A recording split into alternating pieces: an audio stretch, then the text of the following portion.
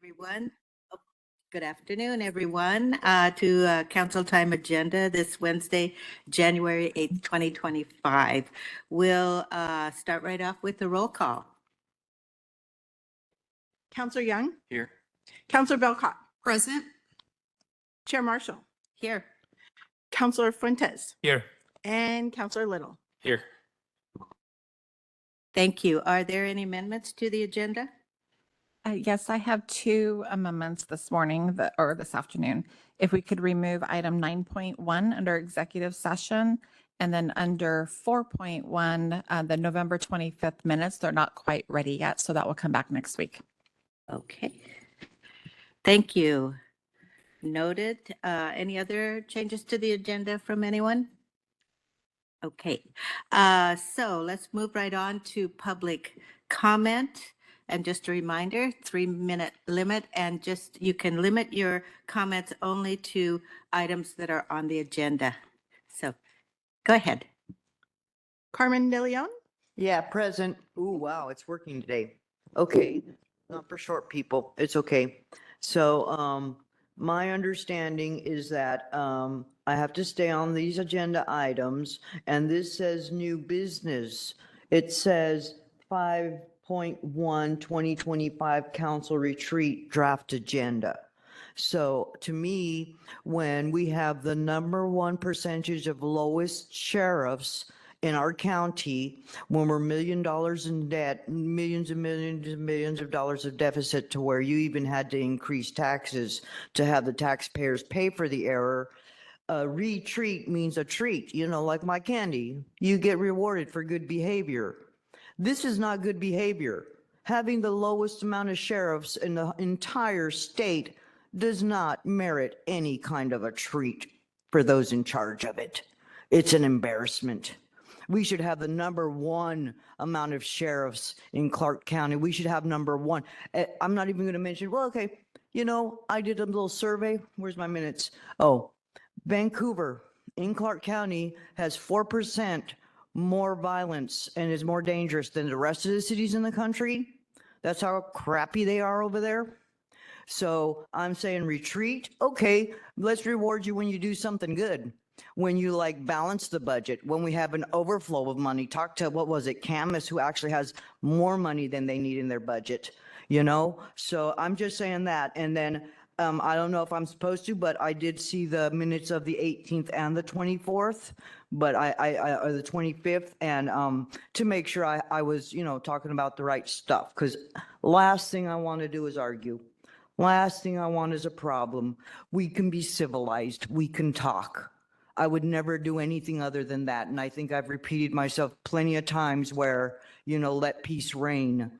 That's the goal. That's why we need more peace officers. That's why it's an embarrassment that Clark County doesn't have enough policemen. I mean, sheriff, this is sheriff, not city, but you see what I'm saying. A retreat to me is more waste of money. It's being rewarded for poor behavior. I'm not talking about the new guys. It's not their problem. You know who you are, who put us in the hole. Do you reward your kids for getting Fs in school? Consider my grade an F. And yeah, I'm a beginner. I ain't even been here a year. Y'all been here way more. Y'all know more than me. But I recognize failure. And when my city is one of the most dangerous in the United States, and my county has the least amount of dudes in uniform, they can't even take these illegals to jail. Oh, don't even get me started on that. You know what I'm talking about. No retreat, no wasting money. Nobody deserves a reward for this. Thank you. You're welcome. Is there anyone else? There's nobody in the room, but we do have one One online. Okay. Caller, go ahead. Caller, you've been sent a request to unmute. Please state your name for the record and go ahead with your comment. Kimberly Goheen Elbin, live citizen of Clark County, Washington, USA. I'm going to begin with letting the people know that you are going to be putting forth your policy updates. What we, the people, want, and we demand actually, so change this and add it to it now. We want public comments separate from business and consent items. you guys have a lot of consent items. This is our business, and we need those 3 minutes separated from public comment. So 3 minutes public comment and 3 minutes on business and consent. That is a demand. I'm going to mention that in your report here, there's a lot of stuff going on here. But in your retreat that I object to also, but you've got to get work done, just don't get paid for it for this one, is jail services and public defense. So starting next Monday, I am going to be at the courthouse every day petitioning and looking for people to join me to show that we are in a broken system. It's absolutely broken. My son's case is going to be a spearhead in what we're going to do. He's been incarcerated for almost 100 days when both the prosecutor and the defense attorney know that he did not do what the crime is alleging that he did. So I'm going to get very active and waking people up. I've got a few people that are going to stand with me there also. So we want law and justice to be first. It's not, it's been last.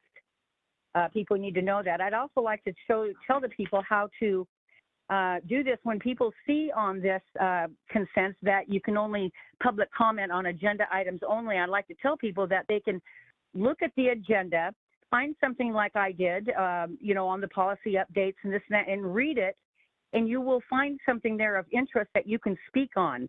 So don't let that stop you when it says on agenda items only and you don't know what you're talking about. You read it, and then it will come up with something. I mean, there's traffic management. We had a boatload of people back in the past minutes. I mean, there was over 20 people, hallelujah, for traffic management. That should have been done years ago. And that brings up Stop the Growth Management Act immediately. And again, I'm going to say that I am demanding, and for all of we the people, that we want our public comments separate from business and consent. We want those extra 3 minutes on business and consent. This is for the people, of the people, and by the people. This is our meeting, not your meeting. You're doing our business, and we want more time. Now, Kathleen Otto can put that on there and as an amendment and get it done today. Don't pass that until, you know, you get that done. In your minutes for November 25, we're not finished, that's for sure. Okay, Kimberly, your time's up. Thank you for sticking to agenda items and your comments. Okay, moving on, we'll move right to our new business, which is the 2025 Council Retreat Draft Agenda. And this is not a that was correct. The minutes were corrected because they're not ready to be passed. But thank The, you for pointing that out. Chair, the November 18th minutes are ready for today if you would like to take November action. 18th. Okay, my mistake. Okay. I would entertain a motion to approve the minutes of November 18th, 2024. I so move. Moved. Is there a second? Moved and seconded. Are there any corrections or comments to the minutes? Hearing none, all in favor, say aye. I Opposed, no?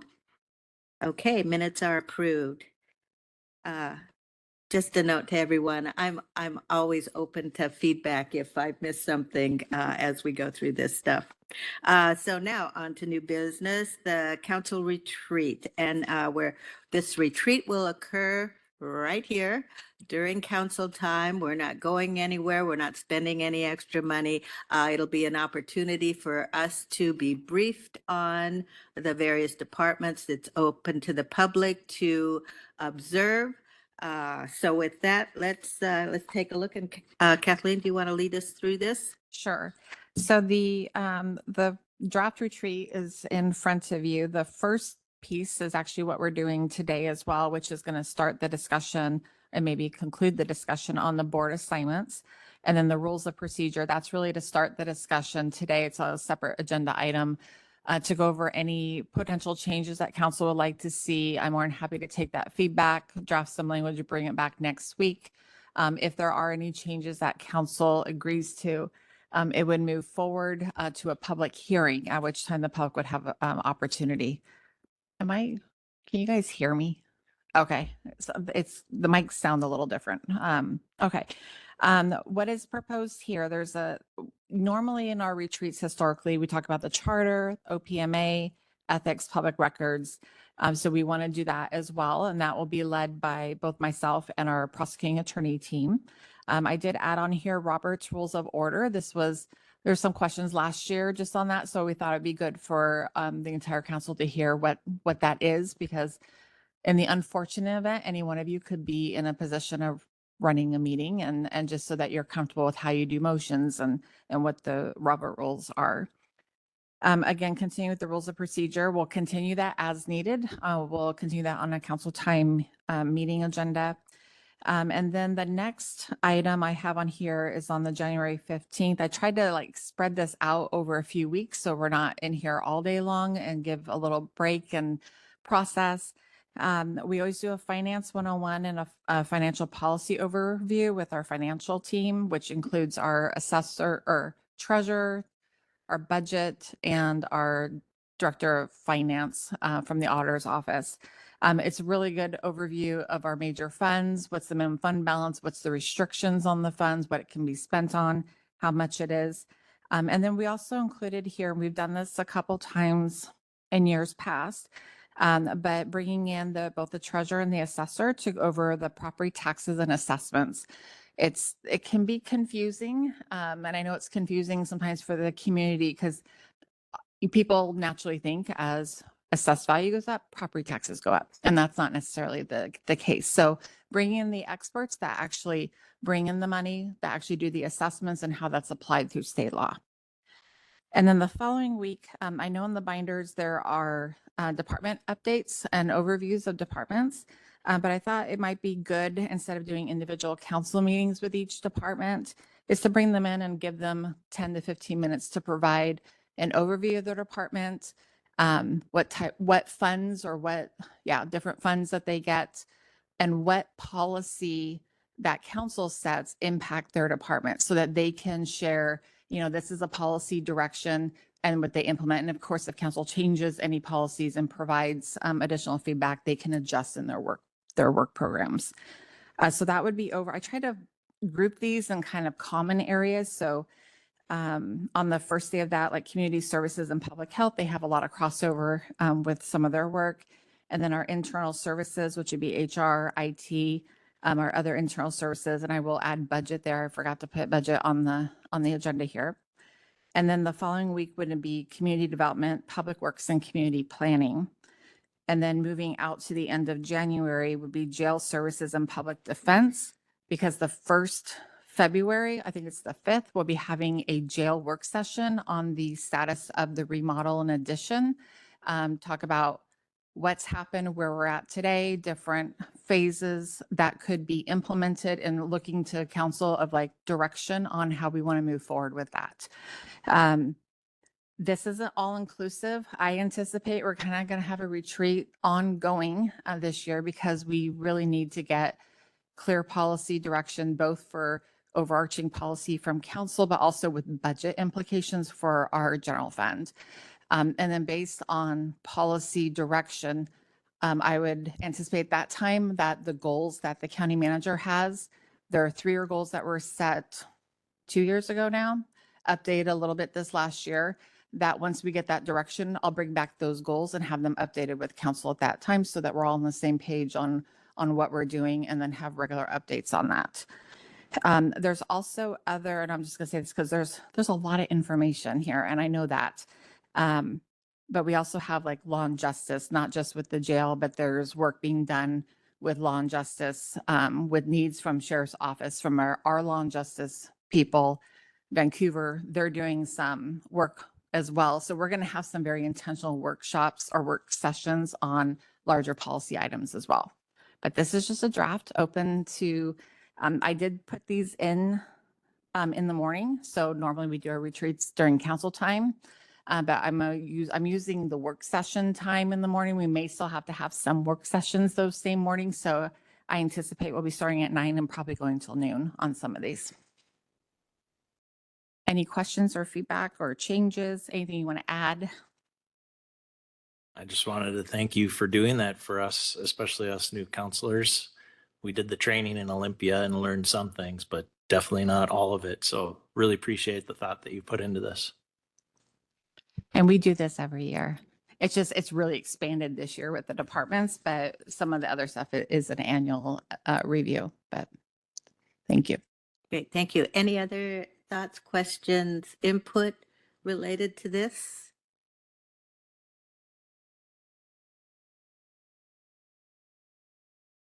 All right, I guess great job there.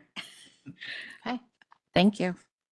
So we'll be working with this throughout the month, and as you said, there'll be other work sessions that may slip in. This is going to be an exceptional year in terms of the size of the issues that we're dealing with the comp plan and the jail and law and justice. So we got our work cut out for us. And I am working on, because we know like when budget hearings will be and stuff. So I'm trying to calendar out through the whole year of when each work session will happen, when the budget hearings will happen, knowing it could change, but just they're always on your calendar. We always, once it gets noticed, it's on your calendar. You always can see it. But I'm trying to put it in a calendar form or a list so that council can look and say, okay, next month we're going to be talking about, our Commission on Aging. They're going to provide their annual update next month, just to try to plan out, but just know things change. You never know what's going to happen. That's the one constant thing here at the county is it changes. So, but we're trying to plan as much as we can up front, but there's going to be a lot. I appreciate that. And where there might be possible breaks or Yes, I do have those if there's penciled a in as break well. anywhere in all of Yeah, this. I do it usually around, and I'll get your guys' approval on which, like the 4th of July, I think is on a Friday. Do you want the week before or the week after? So I do have some of those drafted in there right now, and I try to tie them to like Memorial Day, holidays. And so. if anyone knows that they're going to be absent for something that is already on your calendar, that would be good to share. So we can plan around that to make sure that we have a quorum for decisions. Yeah, and as much, I know it's hard to do a whole year, but and that trying. it would be great to see a whole year and understanding that things can move around quite a bit within that year. That would be fabulous. Thank you for this work. Okay. Oh, it's a good one here. Counselor boards and committee assignments. It's our favorite topic of the year. So how we've done this before, and it's been, pretty amicable, is just go from the top to the bottom. And some of us have been serving on these committees. We may or may want to stay, or if you have an interest in any of these committees, please express that and we can talk amongst ourselves. And, if we can't agree, then when we get to the bottom of it, we can go back and actually take a vote if somebody wants to make a motion for one person or another. But like I said, it's been pretty agreeable so far. So let's get those sheets out and take a look at them. And council time is really a little more informal. So we generally aren't taking formal votes, and it's just a thumbs up or a nod in agreement. So yeah. So there are several here that we're all on. The first 1, 2, 3, 4, until we get down to EMS District Board 2. And some of these, there's reserved for the chair, quite a few of these are reserved for the chair, and then one other person.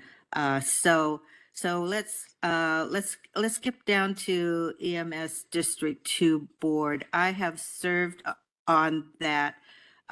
It was Chair Medvedji and I. I would like, I will be continuing as the chair, and just to explain a little bit about what's going on with EMS District 2. It's really the provision of ambulance services, and it's for fire districts 3, 6, and Clark Cowlitz. Those are the fire districts pretty much that make up EMS District 2.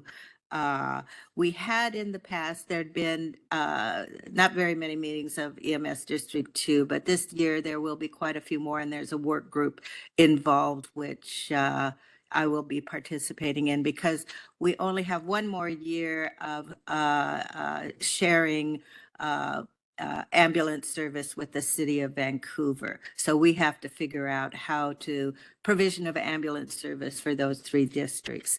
So, and I know Counselor Young, you participated in a few of those, but so like I say, I'll continue. Is there someone else who would be willing to step into that? I just want to ask a little bit more about the difference between the board number 1 and 2. Okay, it's geographic. EMS District 1 is North Country EMS district, and it makes up, I think there's 3 counties, parts of 3 counties that make up that geographic area. I serve on that board also. They have their meetings in Yakult. Was it? I can't remember how often. Yeah, Cowlitz, and Clark and Skamania. And they have some unique services that they provide because they take up St. Helens Monument. So they are doing some, pretty Cool. Okay. interesting things. Then for or board number 2, which of our districts does it fall into? I think one of- largely District 1 is just 5, but District 2 is mostly Council District 5. Some of District 2, I don't think that Vancouver is its own entity, and Camas, Washougal, they're their own entity. So it's largely District 5. And I'll say also on the EMS District 2, the notes on the side do talk about like the frequency of meetings and when. That says it's once or twice a year. It's going to be more than that because there's a full-on review going on with the EMS District 2 contract for ambulance services. So it's going to be more than. Yeah, it'll probably be monthly. Yes. And the work group will be monthly, but the chair, which will be me, will be participating in those monthly meetings. But it'll be quite a bit because we have by January 1, 2026, we need to have an ambulance service to cover that area.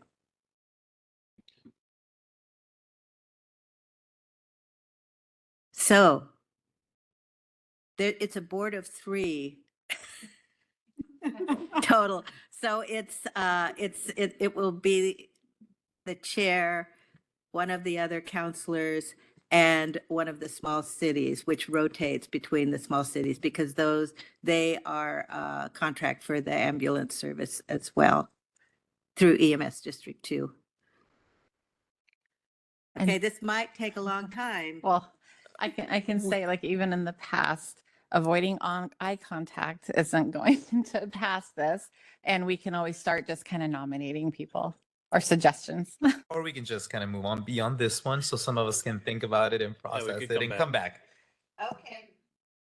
Okay. Well, all right. So CTRAN, any desires on CTRAN? Will Yes. is interested. As well. I'm staying on.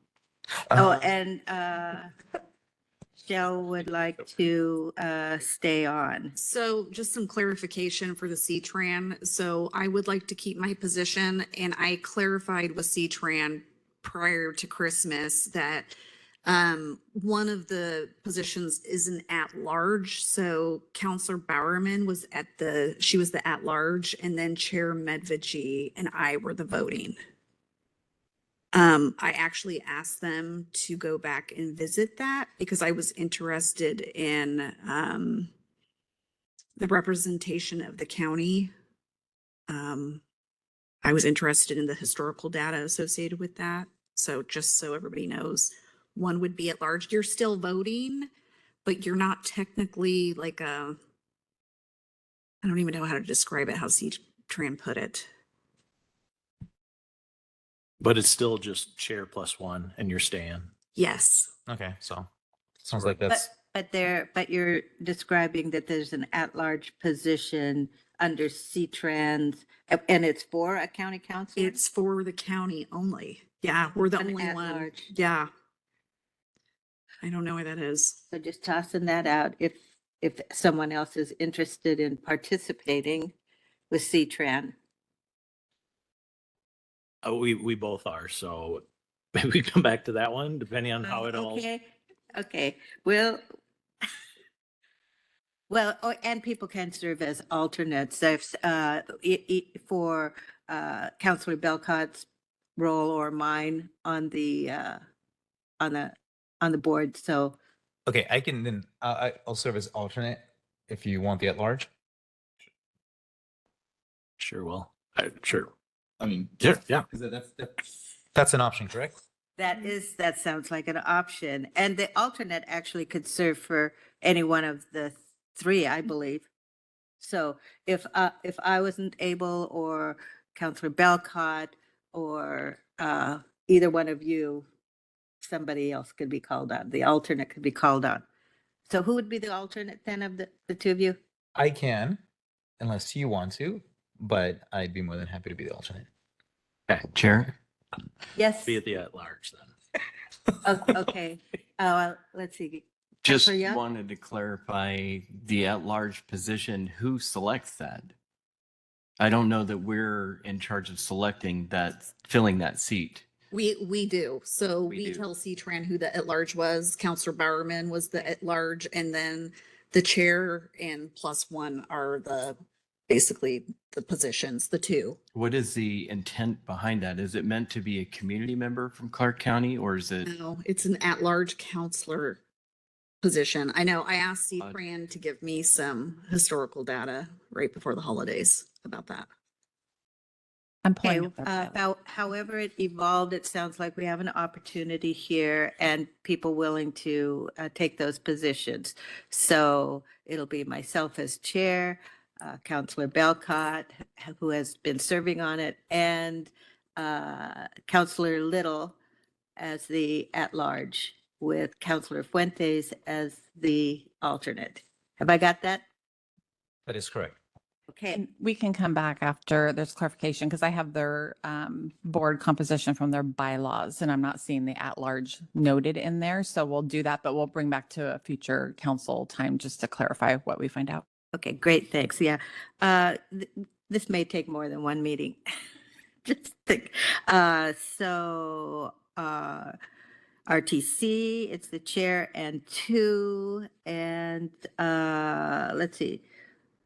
So who would be interested in either continuing or stepping up? Continuing. Counselor Belcott, thank you. I would be kind of indifferent. I wouldn't mind doing that. But if there's anybody that has a passion for it, then I'm happy to serve as an alternate. Is there any passion exhibited down on this side? Well, I don't know where to allocate my passion if I don't know what RTC is.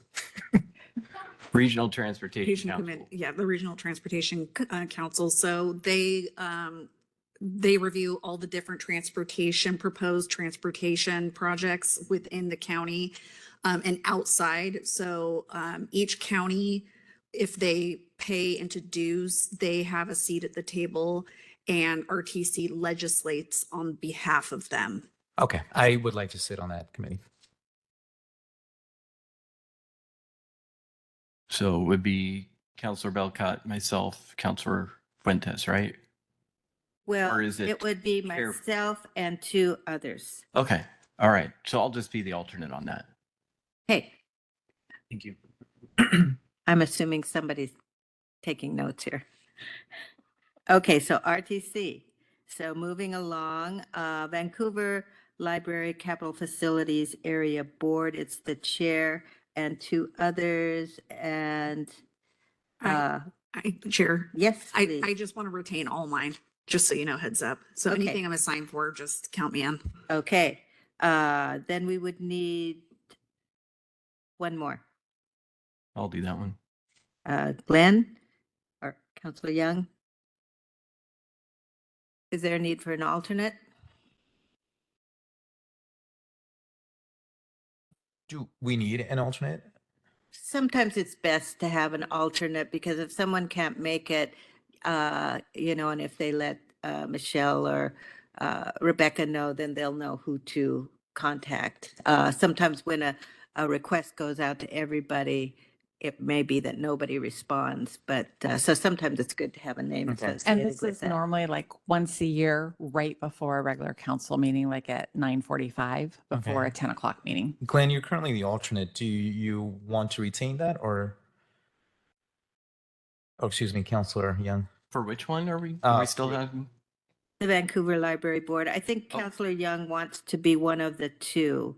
And so, is that correct? Yeah, same thing. If somebody has a passion for it. Okay, I can be alternate.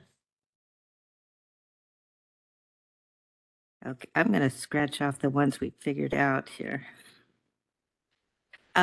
Okay, moving along here. Clark County Reserve Officers Relief and Pension Board.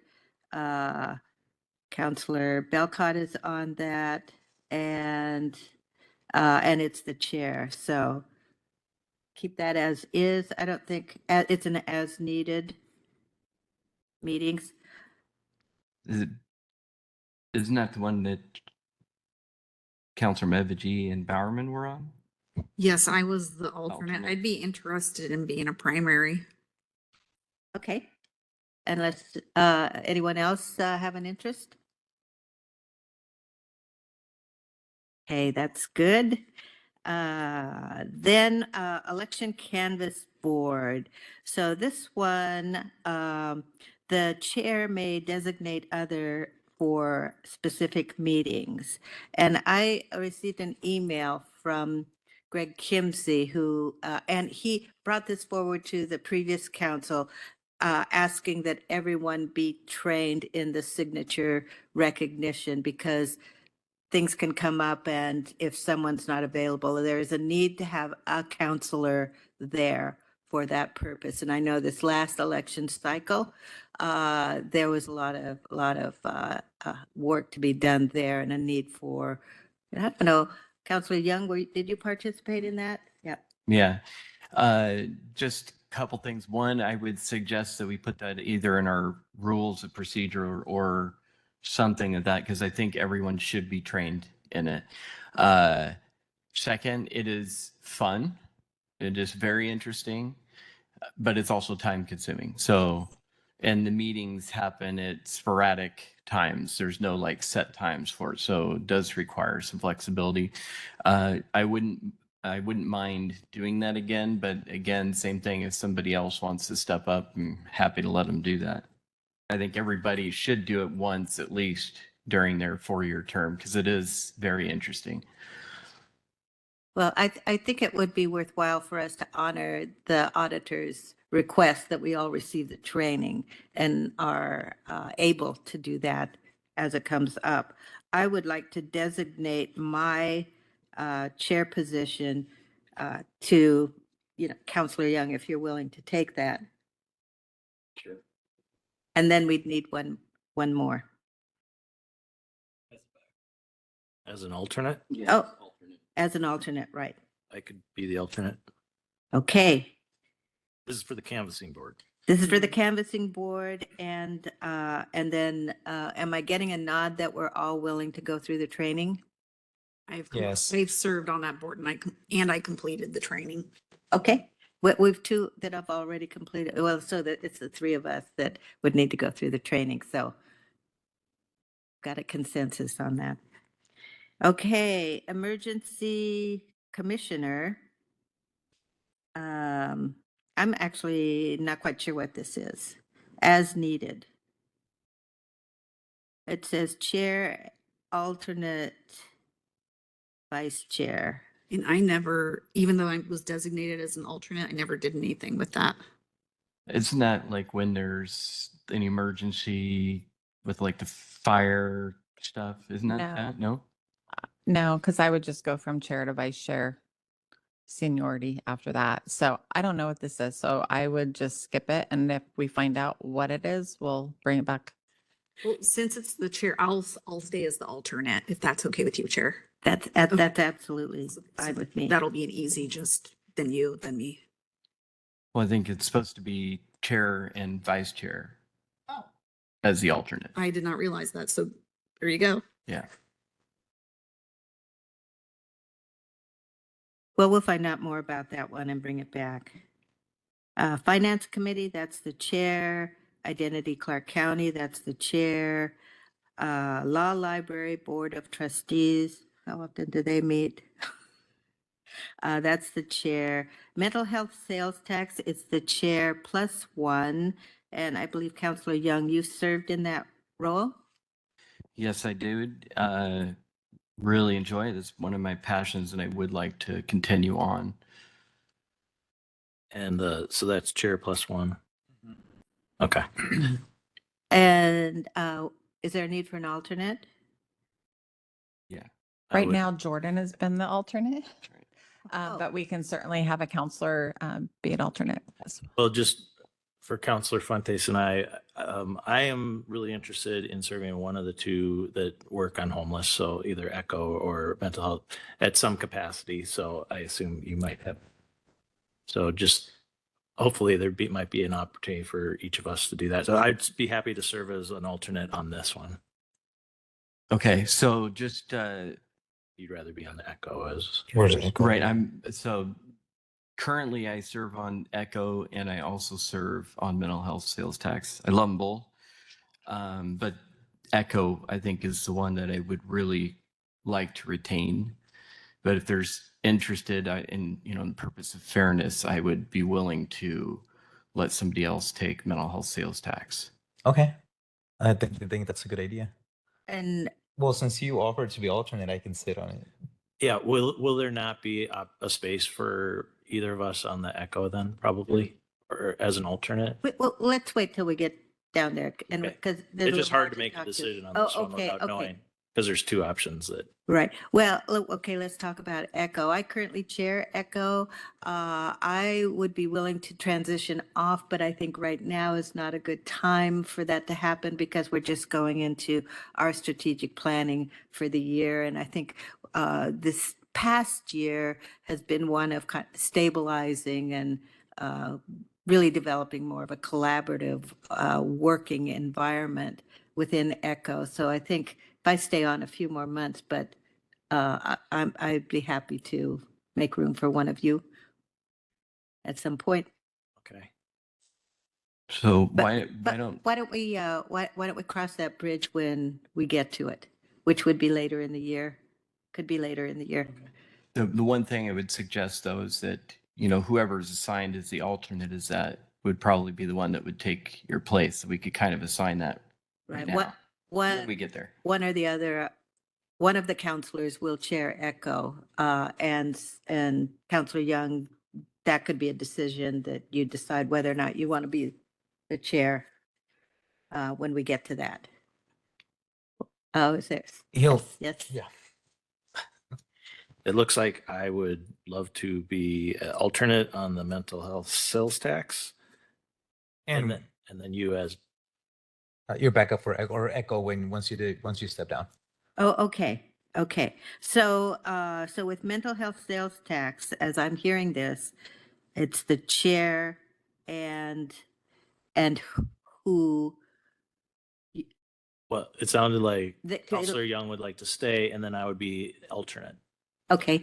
And Is I that- was actually willing to allow one of you to be not allowed, it's not my allowance, but I was willing to give that one up as a primary seat, not just alternate. First year I could be your alternate and you could kind of train me. But you won't be able to attend the meetings because then that will be Okay. a quorum. True.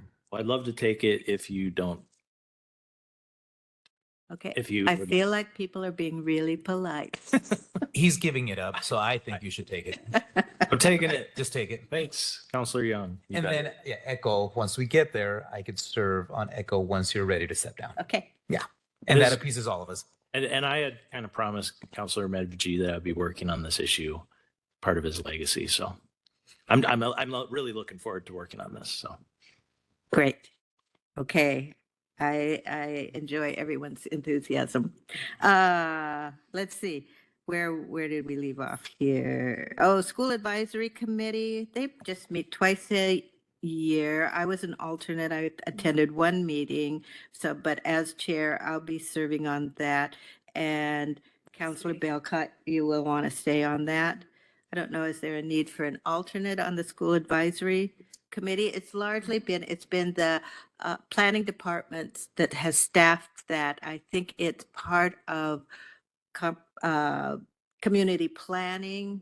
Jordan, do you have something to add?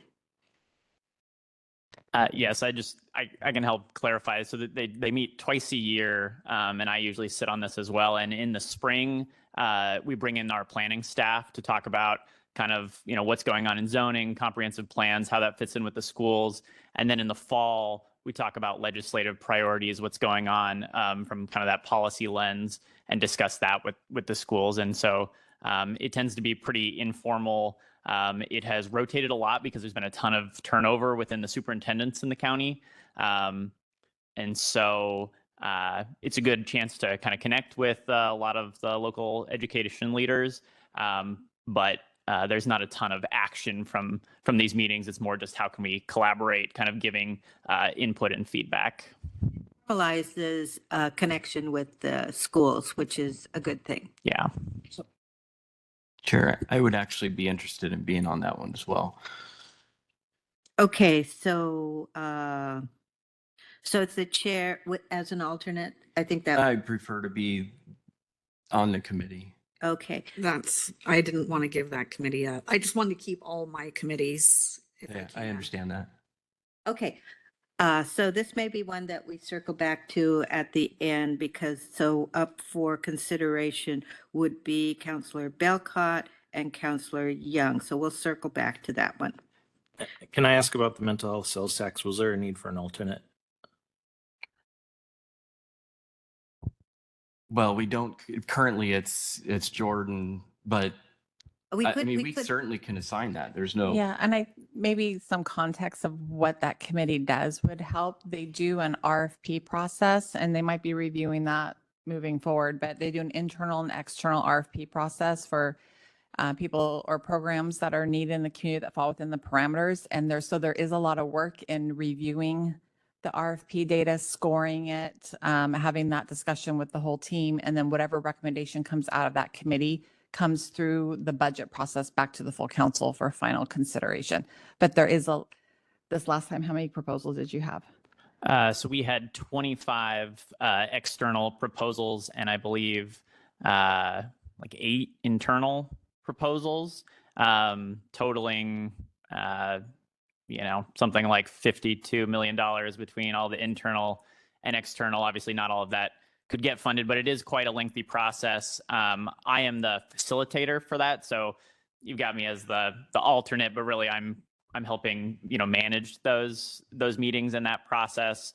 So I think it'd be fine to have a counselor step into that role, but it is pretty involved. So unlike some of these boards where maybe you're just jumping in on a one-off, it would be a little bit tougher to do that. I would imagine that the alternate would probably only end up serving on the mental health sales tax committee if there was really a situation where whoever was one of the initial members was really not able to participate for a significant period of time, because you're looking at probably over the back half of between August and October, we meet probably 8 or 10 times between reviewing all of the RFP documents, discussing it. Then there's like an interview process with the folks. So just to say it is pretty involved. Just to give folks a sense of like what the process is like for that. Just to add to, there's the meetings, but then I would honestly say I spent at least 8 hours scoring the applications. So it is a very time consuming assignment. Thanks. I'm excited about it. I was just asking if there needed to be an alternate. I would suggest if there is an alternate that you would go through the motions without being at the meetings of reviewing the proposals so that you can step in, because I think it would be too much to come in and like an interview and not having seen anything. So it would be somebody who wouldn't attend any meetings unless needed, but still doing the work behind the scenes. And Jordan's role really is more of a staff person than an alternate. Do you vote on, you're not a voting member? No, so I'm not a it's- voting member, so it would honestly be a little odd if that situation were to occur. So I would be more than happy to be off of there as You'd alternate. still participate as a staff person. Oh yeah, I'm still setting up the calendar and the meetings and I think know, we did keeping it 'cause everybody we didn't have organized. an alternate, so we just stuck Jordan's name on there. yeah. Oh, I got it. So- So back to your question about is an alternate needed? I guess with that background information, if somebody is interested in serving as an alternate, knowing that they would have to get up to speed if they came in the middle of a grant review process. Is anyone interested in that? I appreciate the offer, but I think I probably would say no, just because I think it's so time consuming to stay up to speed on it. And then it's extremely unlikely that I would need to step in. So as much as I love that committee, I can't afford to spend that much time just in case, if that makes sense. I appreciate that though. Okay. So Counselor Little, did you want to be alternate on that one? I'm already on it. He's I the, was just- he's the plus one. yeah, He's yeah. my plus one. I There thought we I go. had Fuentes on that. Okay, I hit the wrong. Okay. All right. Okay, so we're down to Area Agency on Aging and Disability of Southwest Washington. I've served on that for 2 years, and I'm happy to pass that on to someone else. I'd like to sit on it. Oh, great. Yeah. Thank you. And do we have someone who'd like to be the alternate? I'll be an alternate on that one. Their meetings are in Philides, so. Yeah, I actually, that's why I know them very well. They're in my district. Cool. Yeah. Yeah, that's great. Okay. Audit Oversight Committee, they don't meet very often. It works with the audit function, our internal audit function in helping to, well, there's a process, annual process where everyone is asked about audit needs within the county. The audit committee reviews those and helps set priorities. I've been happy to serve on that one, and I'd like to continue. If you'd like to be the alternate, though. Yeah, that's fine. Okay, where am I at? Okay, CJC, Children's Justice Center, that, who is that? Belcott? I think it was. Oh, that was Counselor Karen. Bowerman. Oh, Bowerman, I just see these initials and get easily confused. Okay, Children's Justice Center, is anyone interested in that? I'm interested. Are other people interested? I'm not. I'm not either. I think it's you. Hey, Counselor love Little. kids. Want to help kids. I think it's a good group. I'd be happy to serve as alternate on that one. Young. Okay. Climate Project Community Advisory Group. I'll stay on that one. Counselor Belcott would like to stay on that. Just by way of a little bit of explanation, this is part of our comp plan update, really mandate from Department of Commerce to include climate change as part of our comp plan update that you've been meeting for several months. And I'm not sure what the timeline is for continuing. So they're still continuing, but they've done the majority of the heavy lift at this point to give feedback to the state because it has to go back to the state. I don't know. I didn't see any upcoming meetings. That doesn't mean that they're not going to occur very soon here, but I think still people are trying to get everything in order after the holidays. But as far as I know, the last meeting, it was basically the consultant that's assisting with this initiative, putting the report together based on the feedback that they've gotten from the meetings. I served as an alternate to that. I admit I only attended one meeting, because there's only one counselor, Yeah. you know, an alternate could actually participate in that. As far as the process, something will come back to the council before it goes to Commerce? Yes. Yeah. And the consultant, like they've done the majority of the work. So it's really kind of, it's going to be probably not something very soon here. Chair, I remember you had interest in that when it started. Do you still have interest in being on that? I'm interested, but I think I'm, got enough on my plate. They're very long meetings. I will say that. They're 3 to 4 hour meetings. I hope our new counselors aren't getting discouraged.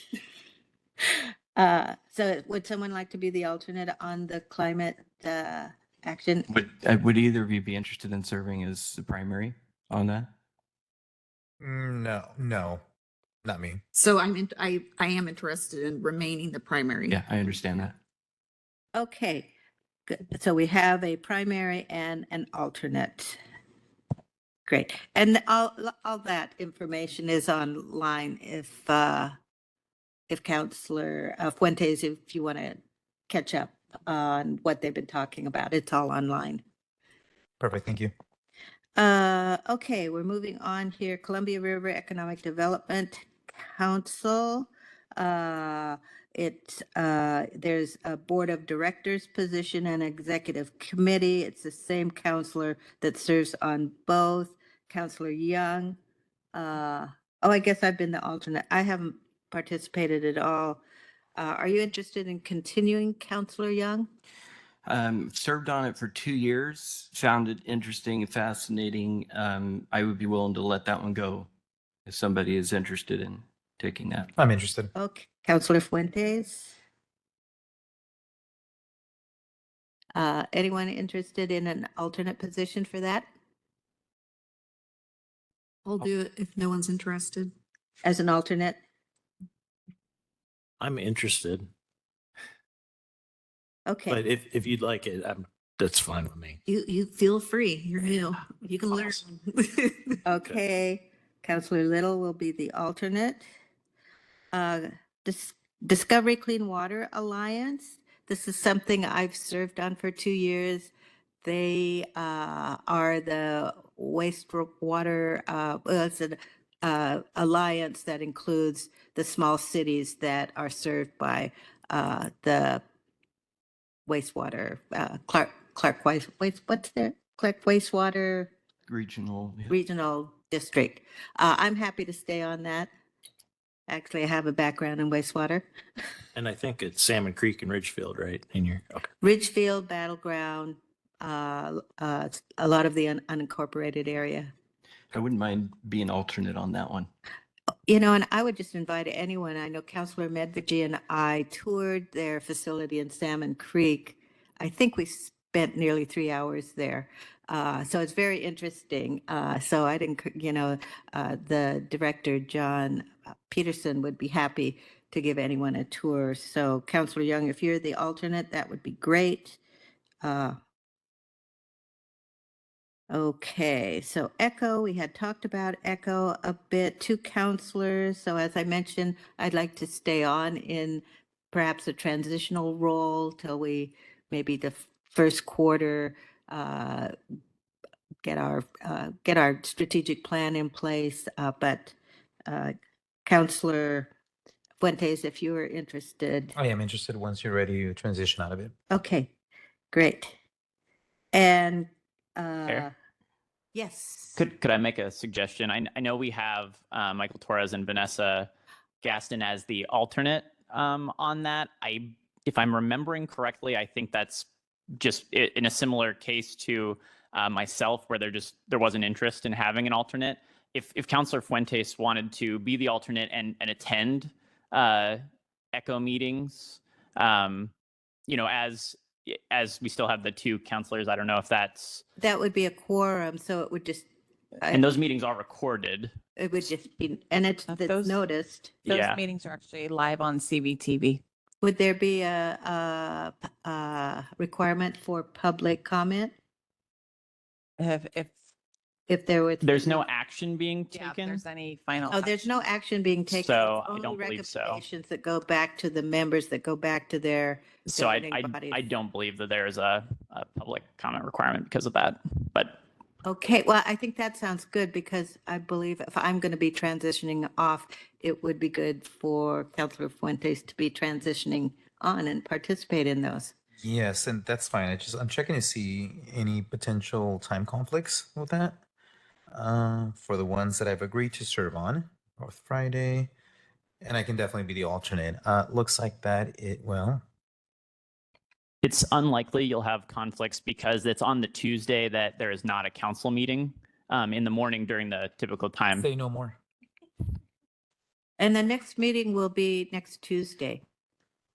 And it's a retreat, so we'll be meeting for 2.5 hours, 9 to 11:30, and we have a Marisa Zapata, professor from Portland State, who's done research on homeless. So we'll be taking like a step back and kind of learning what other jurisdictions have done, lessons learned, and things like that. So it'll be a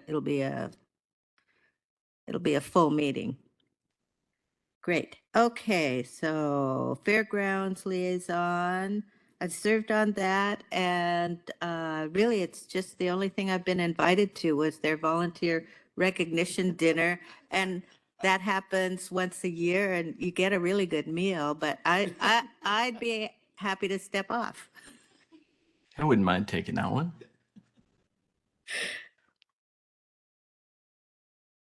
Okay, and I think the alternate, Do you need one for dinner? Oh. Need one for dinner? well, you could invite your alternate to go along with you. Okay, Jail Steering Committee, there were a lot of meetings, which I'm thinking maybe, Amber, you could give us a little heads up on what the responsibilities might be going forward. I think going into the new year, there'll be less, as we'll be bringing back the package, as Kathleen mentioned, on February 5th to get the entire council on what the suggestions from the committee has brought forward thus far. So I think it will be less. It will depend on what council's decision is on the 5th and how we go forward. And then any sort of tweaking or anything like that, the planning we may take a different directions. But I see it being less than what we had last year because that was monthly and sometimes every other week and everything. Do you think it'd be beneficial to keep the same two counselors for That's- I continuity? would say, for Because it's continuity very purposes. technical. I would say yes, that would be my preference, just because I was Chair, wondering- you and Counselor Belcott have done so much, and you know all about the intricacies of every single inch, I think, of what is going to be proposed. So I would ask for that if I can. Yes. If Chair Marshall would be willing, I'm definitely willing because we have been at the beginning and I know that you and I have both been trying to get legislation involved and doing our part. That sounds good. It may be that everyone on the council has toured the jail. Oh, well, I just encourage you to take a tour of the jail because we'll be looking at some I big will send you decisions both coming an email and get you right on the schedule. I've already toured it. Oh, you have. Thank Okay, you. good. You didn't want to go back? I've been once. Yeah. Thank you though. Counselor Little, I'll get you on the schedule. Okay, perfect. And I would just add that David Shook and his team put together some really great information that's in your notebook that really goes through really the population that's being served in the jail and the challenges. So there's some really good information to learn there. So great idea, Councilor Belcott, and I will continue knowing that it probably isn't going to be as labor intensive as it was, but it's been very interesting. I was happy to be a participant in that. Okay, Joint Policy Advisory Committee on Transportation. Councilor Young, I think did you participate in that or who participated? No, I think this is the one that we never quite figured out what the status was with it, if I remember correctly. Yeah, so I actually just talked to Matt Ransom from the RTC about this yesterday. Again, this is being tabled to February, latest March, because C-Tran currently holds that position. The idea behind that was that C-Tran was supposed to be rotating with the council, but I just emailed the JPAC committee directly yesterday as well to ask about this, because currently as it stands, all the Oregon counties have representation and Clark County is the only that does not. So more to come, but there's nothing of action right now. Right. This is convened under Metro Regional Government. And I recall C-Tran wanting to be a participant there. I don't recall that it would be an alternating role, but maybe we pause on this one. Yes. And would people be interested? Anybody else be interested in JPAC? I am absolutely interested in this because of transportation. How many counselors do you need for that? It would just be one and then probably Okay. an alternate. I can be an alternate. Okay. Great, thank you. Juvenile Justice Council, not a required assignment. But Counselor Belcott, you served on that? I never went to anything. There's But nothing. when do they have meetings? I don't even know. Monthly. And it's different than children's. It is. The Juvenile Justice Council, I'll just make a plug for it real quick. It is Chris Simons-Meyer, who's our juvenile court administrator. She's known throughout the state for the work that she does on juvenile justice. It's a very, very good council to be on. The sheriff's there, the PA's there, so there's a lot of interface with our law and justice partners in that particular committee, and also the services that are provided to juveniles in our community. So it's a very good Children's Justice Center board. Counselor Little, that you assigned to is another element of our children impact in our community, which is more about the child abuse and the investigations that take place and what we do with that in our community. So there's an interface kind of with this same, but I would make a plug for that great committee. Yeah. I'm not interested. I didn't even get a meeting invitation, so feel free if either of you. How often do they meet and when? Do we know? It is usually once a month, and it's usually during the lunch hour. Okay. And I think, I don't know if there's a hybrid. I think it might be in person at the Juvenile Justice Center. Okay. I'm just trying to think if it's going to interfere with some of the council meetings. Let me scour my Will calendar, you do- And if so, and Counselor Fuentes, and I'll tell you, I'll get back on when that is because it's on my calendar typically too. I think with all of this, we can tentatively at least agree, go back and look at everybody's calendars and when those meetings occur so that we're assured that there's no conflicts, at least with council business. And it would be good just at the end to check if like someone has 20 assignments and someone has 8. Yeah, we'll do a Kind of tally. remove around Good, kind of. good idea. Because the intention really is to spread the workload Sure. out. if that's the case, then tentatively, then I am interested. Okay, thank you for stepping up for that. I always get lost on this. Law and Justice Council. Law and Justice Council. I currently chair the Law and Justice Council. Again, that's another one where there's some important work that's happening right now, and I think it would be valuable for me to provide that continuity and stay on it for for at least the next year. Counselor Marshall, Yes. once we get done tallying, if you feel like you have too much, that's one I would love to serve on. Okay, thank you. You bet. Would that be an alt position or not needed? Alternate? Yeah, I'll take the alternate on that, although that never happens with Counselor Marshall. And that would be the chair position on Law and Justice Council as well. And that's an annual decision, which I think is on the agenda for this week. Yeah. Okay, thank you, Counselor Young. Law Enforcement Firefighters Disability Board. I'll keep that one. Okay, anyone else interested in that? How often do they meet quarterly? They do meet quarterly, sometimes not every quarter because they don't always have something that they need to meet on as far as approving medical devices or whatever it is that they have to discuss. Thank you. Anyone else? I don't know. Do we need an alternate for that? Not really. Okay. Lower Columbia Fish Recovery Board, that was one that Chair Medvedi served on for, I think, really his entire term. I served on it for a year. I'm happy to step off that one. I would be super excited and honored to serve there. That I'm a fish guy. Really? Yeah. Really? And ducks. I like wildlife. Yeah, I mentioned to them at the last meeting that I would probably be stepping off and suggested that you might be coming on. So they were excited about that. Alternate on that?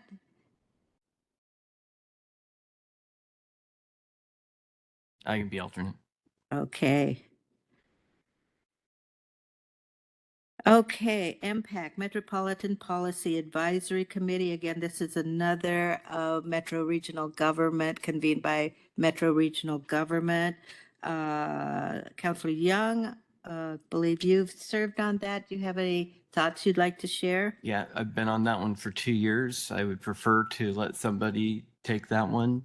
And just an FYI, it is one of those, if you're a good, competent multitasker, it's a time when you can get a lot of other work done because it is a meeting that you just need to pay, you have to pay attention to, but very, very rarely does it affect Clark County.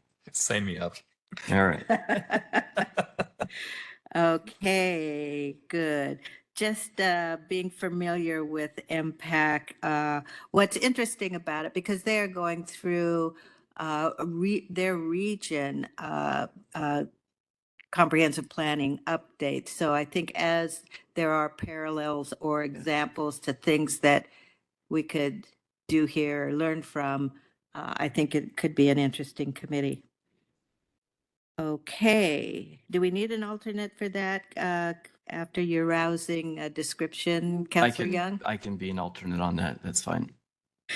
Okay.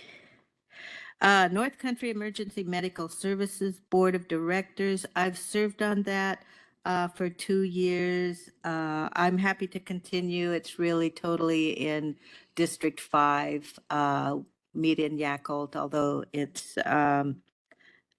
can be online as well, but I'm happy to continue with that one. Okay, opioid committee. This is just to explain a little bit. Councilor Young and I have served on this. It's a new committee started last year. It's the Opioid Abatement Council.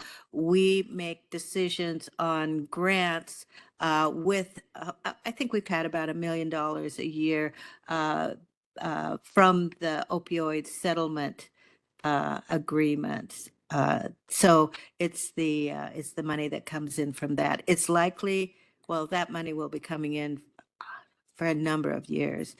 May fluctuate a little bit because all of the litigation has not been settled. So there may be more money coming in.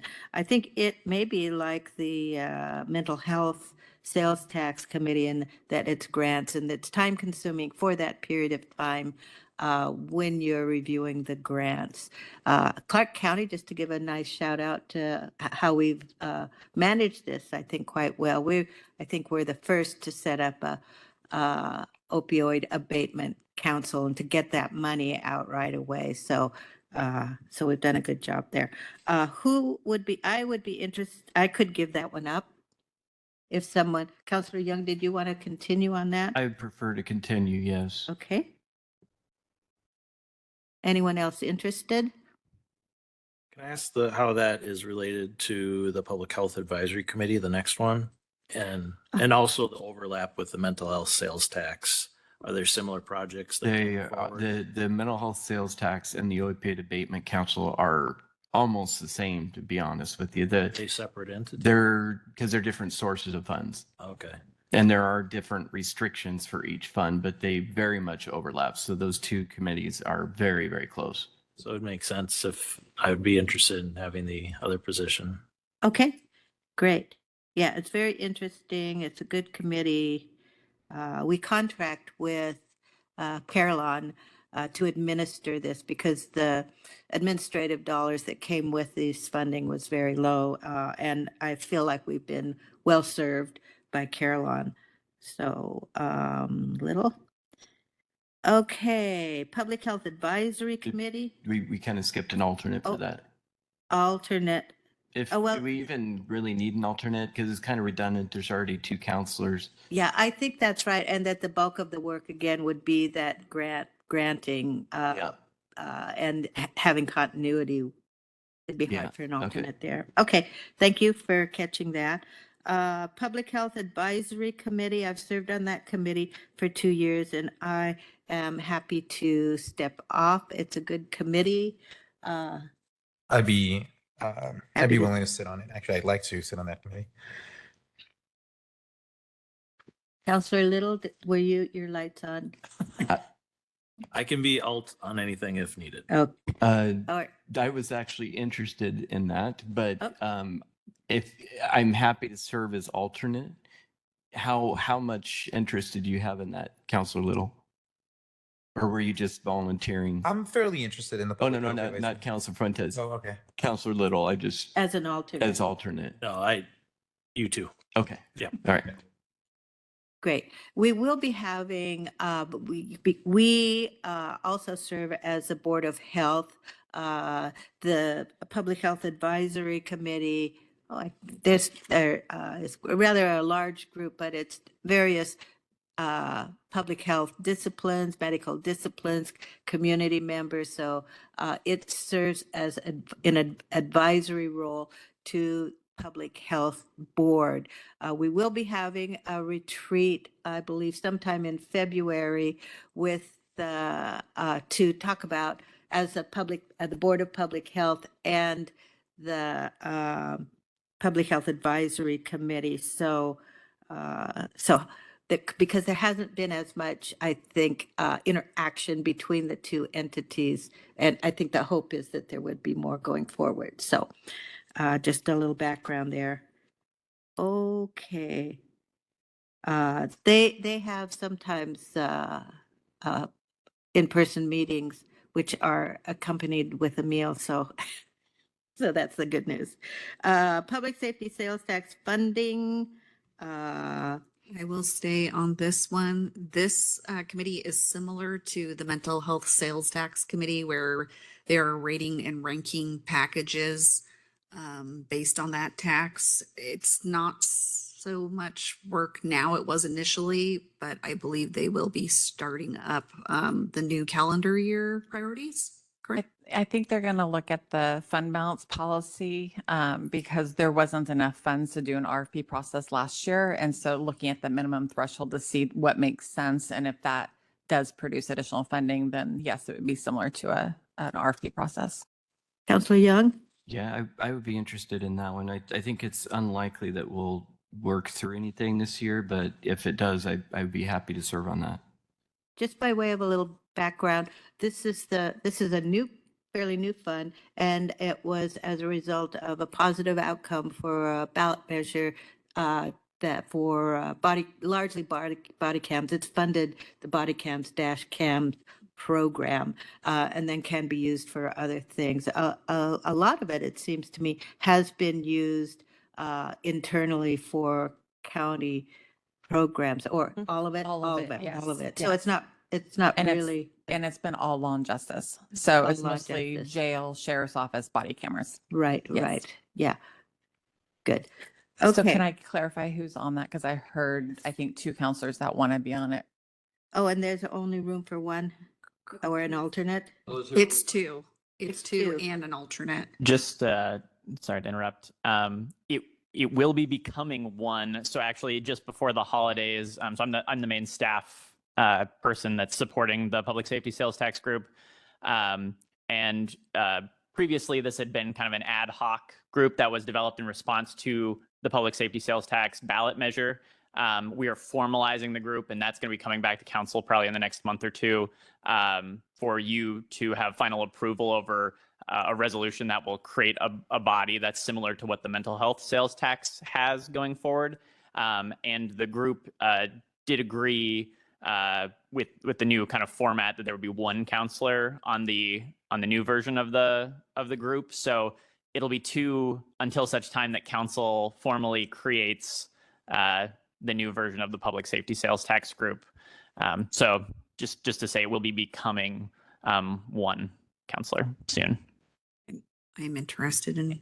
But for the moment, we have two positions that we can appoint, and we have Counselor Young and Counselor Belcott interested Great. to serve in those roles. I was just going to add one thing, and Jordan, correct me if I'm wrong, but they also voted for it to be non-voting, right? The counselor position. Correct. The council position on this will be a non-voting because the ultimate decision for funding will come back to council, Yes. but they will make the recommendation. Just out of curiosity, who's they? The Public Safety Sales Tax Committee. Which is organized by who? Can you list all of them? It's the sheriff. Yeah, the sheriff, the prosecuting attorney, representatives from district court, juvenile court, superior court, the jail. And then there are non-voting members from the county council, the finance team, the clerk's office. The clerk's office may be a voting member. Voting. And and IT, because of the body worn camera program, there's a lot of technology related stuff, and then internal services. So just out of curiosity though, that the group is actually formed and sanctioned by the council, correct? Not well. It was originally in a work session. We threw every resource at it, knowing that body cameras takes IT and everybody. So council did approve that informally during a council time, but the resolution that will be coming back with the actual voting will be approved in a Tuesday meeting from council. Okay, so I think with something like that, I feel like there should be at least a 15-minute work session or something prior to it coming to us. Just, I want to understand the background and reasoning behind the change on that. Absolutely. I think with work sessions, three of us need to give the nod to that, which I'd be willing to give the nod to that because I'd be curious because since so much of it funds county operations, there's really not a lot of grant opportunities, it seems to me, but that's something that could be explained more. And do I have a third counselor for a work session on this? I will do that. Yep. Okay. And so I would assume, Jordan, that we'll invite everybody who participated in that discussion and maybe to have a couple leads come in and present that dialogue. And it would also be good to have the actual ballot language. Good. Okay. I think we're agreeable to all that. Let's see. A Regional Toll Advisory Committee. This doesn't exist anymore. So they yay. they got rid of it, and it was very contentious. If it does start up again, I would like to be involved with that, as I got to know a lot of the commissioners over in Oregon. But tolling is on pause from what they say, so they haven't had a meeting, I think, since April or so. Okay. Was that committee specifically assigned to the tolling that they were planning to do over there? Yes, it was all the well, not all of the commissioners, but they had Washington, Clackamas, Multnomah, Clark. They had the trucking union. They had many different stakeholders. And who formed it and who dissolved it? It's ODOT, the governor of Oregon, dissolved it. Okay, cool. Thanks. You can keep us posted on that. I imagine you'll be following that. Regional Disaster Preparedness Organization. Counselor Young, you look like the sole entity there. Yes, and I've been at maybe a little more than 1 year on this. I think it started or we shifted or something like that, and I took it for part of the first year that I sat on the council. But that is one that I would be happy to let somebody else take if they are interested in that. If not, I don't mind continuing on. Have there been many meetings? Yeah, they happen, I want to say once a quarter It seems more often than that. It might be once every month or two. I can't remember exactly. Okay, is there anyone interested in stepping onto that one? So Counselor Fuentes was possibly interested as well. I'm interested, but I don't know what our count is at this point, but I don't need to be on it. I'm interested. It sounds like you're more interested than I am. We'll just. Is there an alternate for this one needed? We will need it. Happy to be the- alternate. Yeah, because the staff member that we have on there, we have to have a voting member and it has to be a counselor. I'm okay either way. So if you have a preference, whether you be the primary or the alternate, I actually checked off as one that I wanted to serve on. I thought you just said that you did. Because I You're thought being he too might nice. was interested. No, that's why. not as much as I- you, it sounds like. I did But not yeah, mark I'd be it. more than happy to. They're being polite again. I know. All right. This is just the first week. Wait, next week. Sure. And then, so if that's okay, Counselor Fuentes, I'll serve as the primary. and then the alternate, I'm okay either way, whether you want to be it or myself. Love to learn more about that. Okay. Okay. All right. Have we got that? Southwest Washington Regional Healthcare Advisory Committee. They meet twice a year. I participated in it. They're interesting meetings. At the end of the legislative session, there's a legislative wrap-up on all things healthcare related. I'm happy to step off that. I'd be willing to take that one if nobody else has interest. Okay. I don't know that we need an alternate. It's just a couple meetings a year. Southwest Washington Convention and Visitors Bureau. Oh, it says staff designee here. Because we couldn't get a counselor to Oh, volunteer. I thought Councilor Bowerman took that one. Maybe not.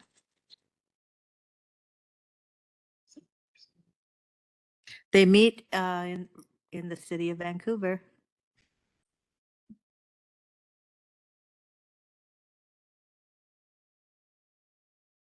Okay, we'll pause on that one. Urban County Policy Board. I would be happy to continue on that one. Is there anybody that has a strong interest in it? Do you want to explain it a wee bit? Yeah, it is. It's another one of the, well, they're this, and in terms of time consumption, I think it spans a longer period of time than like the mental health. It's a grant process again, but there's not quite as many proposals as like in the mental health sales tax. So it's probably about the same time commitment, just it's spread out over a little bit longer period of time. We are the Urban County Policy Board. First of all, you serve as chair, and they go through the county received from HUD to CDBG funds and the home funds and award grants.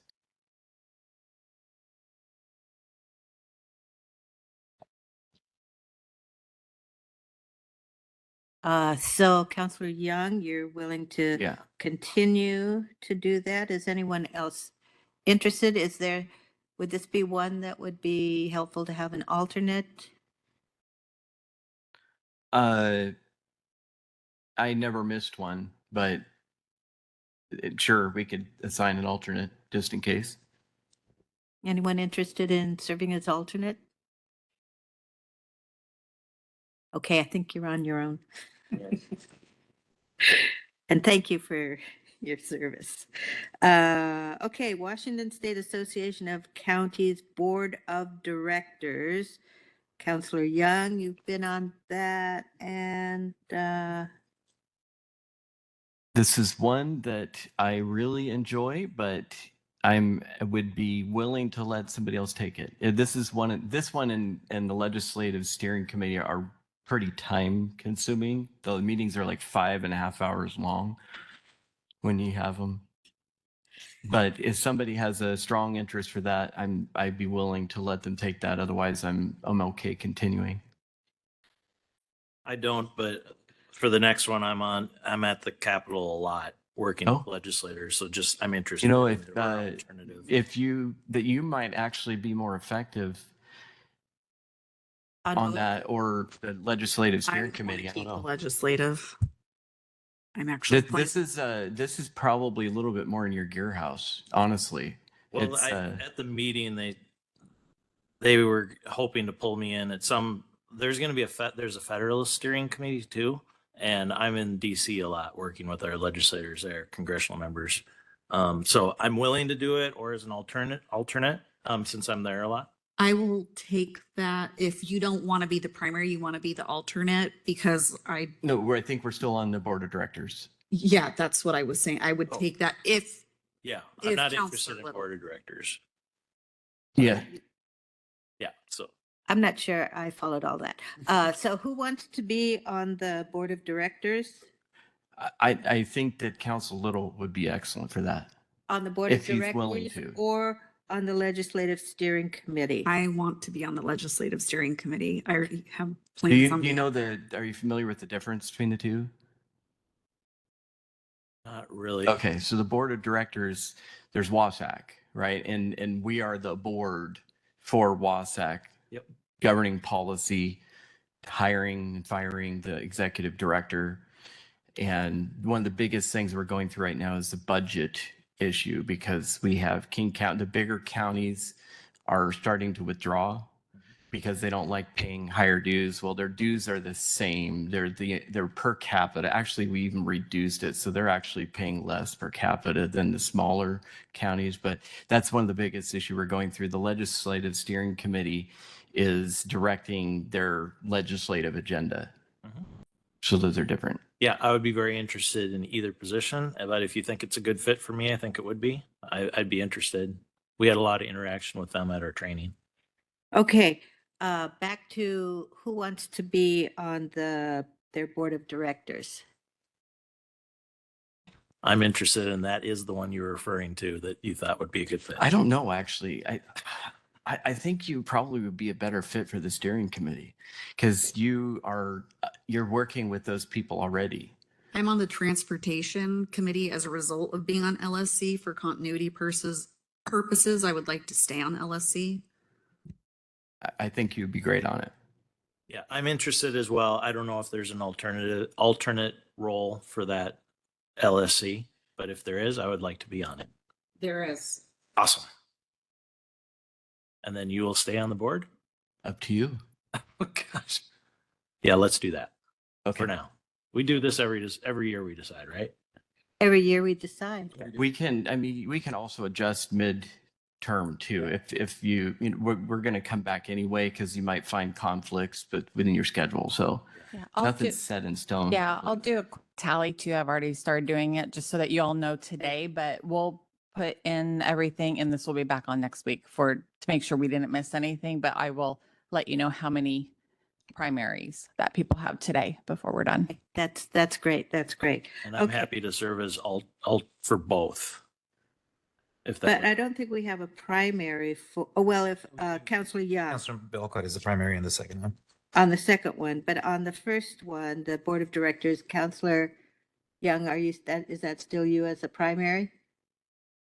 Yeah, but again, if you want to serve on that, I'm happy to let you do that, because I think that I really feel like you should have some connection with WASAC. okay, I'll take it if you want to be the alternate. Sure. Alternate. Okay. Okay, we got that one figured out.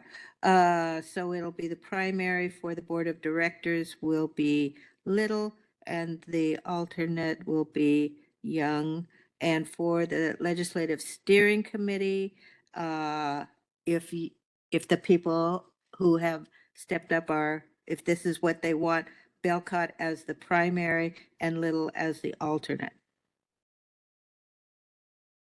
And with the legislation, we will have weekly legislative meetings with our lobbyists. And at those meetings, one will be this Monday morning, we discuss legislation identify our priorities, it takes 3 votes to select a legislative priority. So that will be coming up. And so that, I assume, what gets communicated to through the Legislative Steering Committee. And Jordan, can you make sure that Counselor Little gets added on to the legislative invites, just like so you can attend and see what they're like? That would be good. Yeah, I'll talk to the folks at WASAC and make sure you get on there. Great. Good. Okay, and here we are down to Workforce Development Council. I'll take the next two. if Okay, nobody else that's wants it. good. I served for 1 year, and Karen Bowerman served for, I think she might have been on there a couple of times, but that sounds great. Anyone else interested or alternate? So it's Fuentes. Mhm.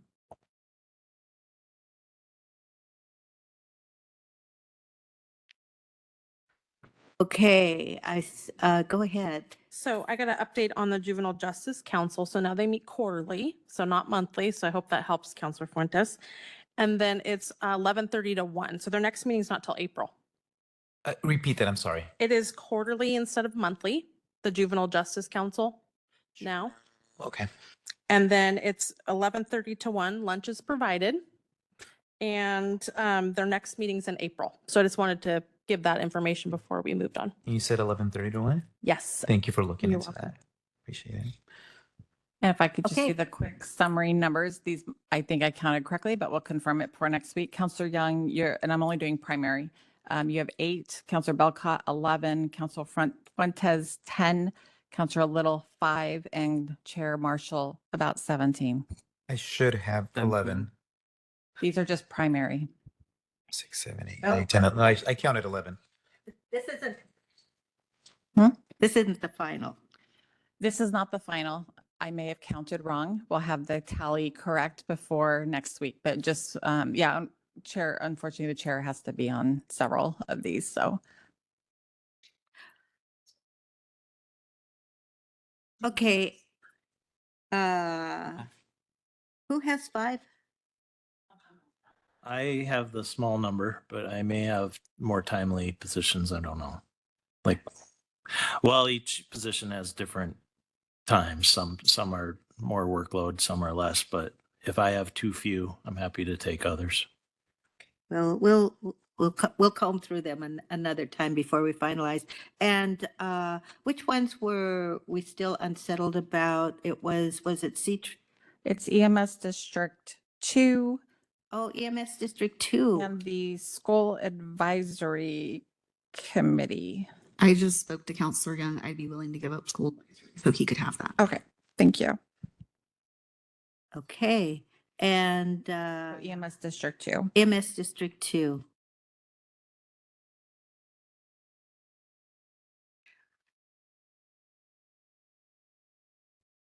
EMS District 2. Oh, are you stepping forward for that?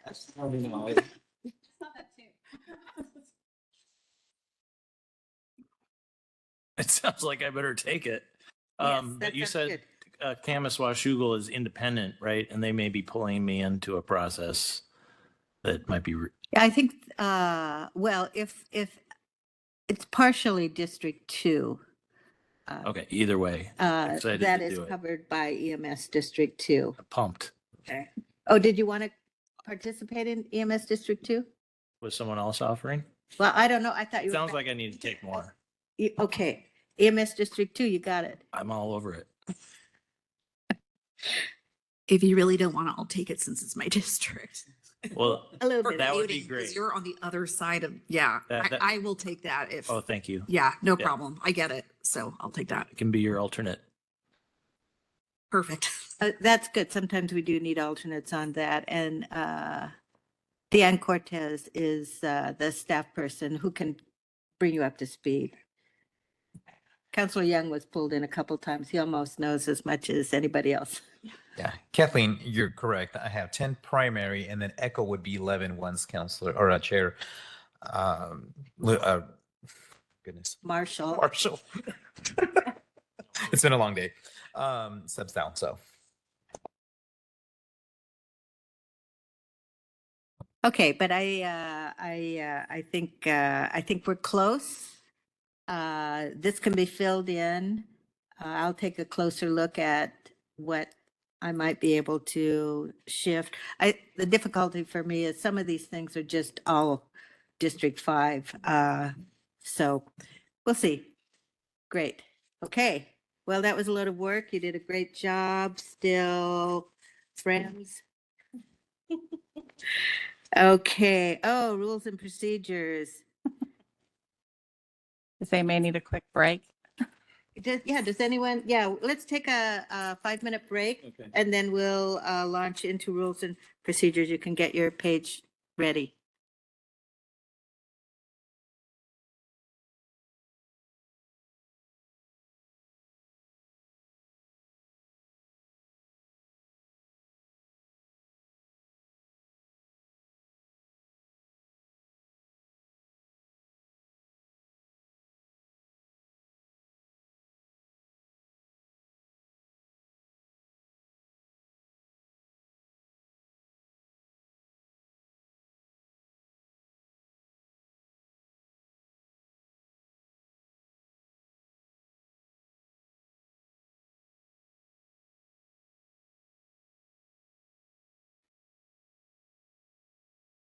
Okay, reconvening now, and our next order of business is to look over the rules of procedure. This is something we do every year, have an opportunity to make changes. So I hope you've had an opportunity to look them over.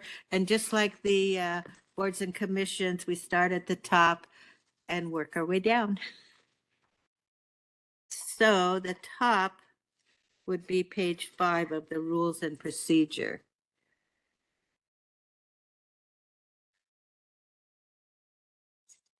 Okay. Are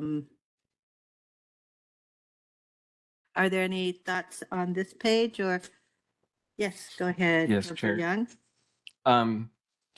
So when it comes to chair and vice chair, I have a recommendation. I'm not going to put it forward like to a consensus today, because I think that I'd like to send each of the counselors a video to see how it happens. But they're essentially the way that we're set up right now. When the chair asks for nominations, pretty much whoever's quickest to hit their button with a nomination, somebody's nominated, and then you're faced with if you like somebody better for chair, you're forced to vote no on the person that's nominated. And I don't think that's very good. I don't want to vote no to anybody. I want to vote yes to somebody, if that makes sense.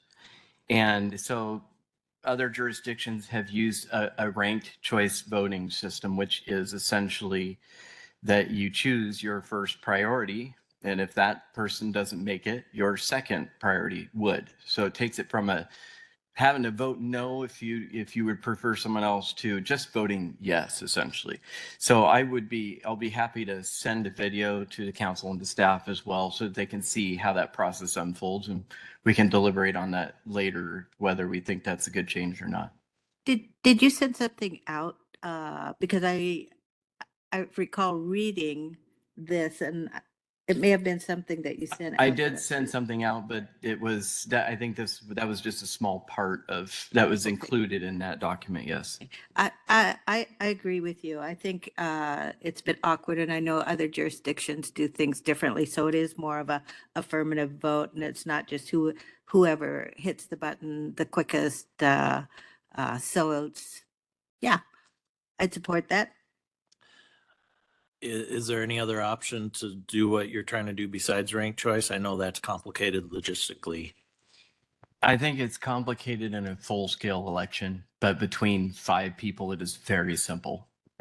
Well, and it could be ranked choice, or it could just be majority vote. We could take nominations that it wouldn't be just nominating one person for the chair or vice chair position. Nominations could be open for other people to be nominated. Then there could be a ballot. It could be simply just majority takes the position. Yeah, I think either way would be an improvement, but I'll send a video out and, you know, you can look at it and we can deliberate on it later. I have a quick question. What do you mean by no? I don't think any of us voted no yesterday. when we- No, but what happens was I hit the mic first and I nominated Chair Marshall. And at that point, if there was somebody that you preferred over Councilor Marshall, the only way to get that up to a vote is to vote no to the current nomination. It Okay. hasn't happened, but it probably will at some point in the future. Okay.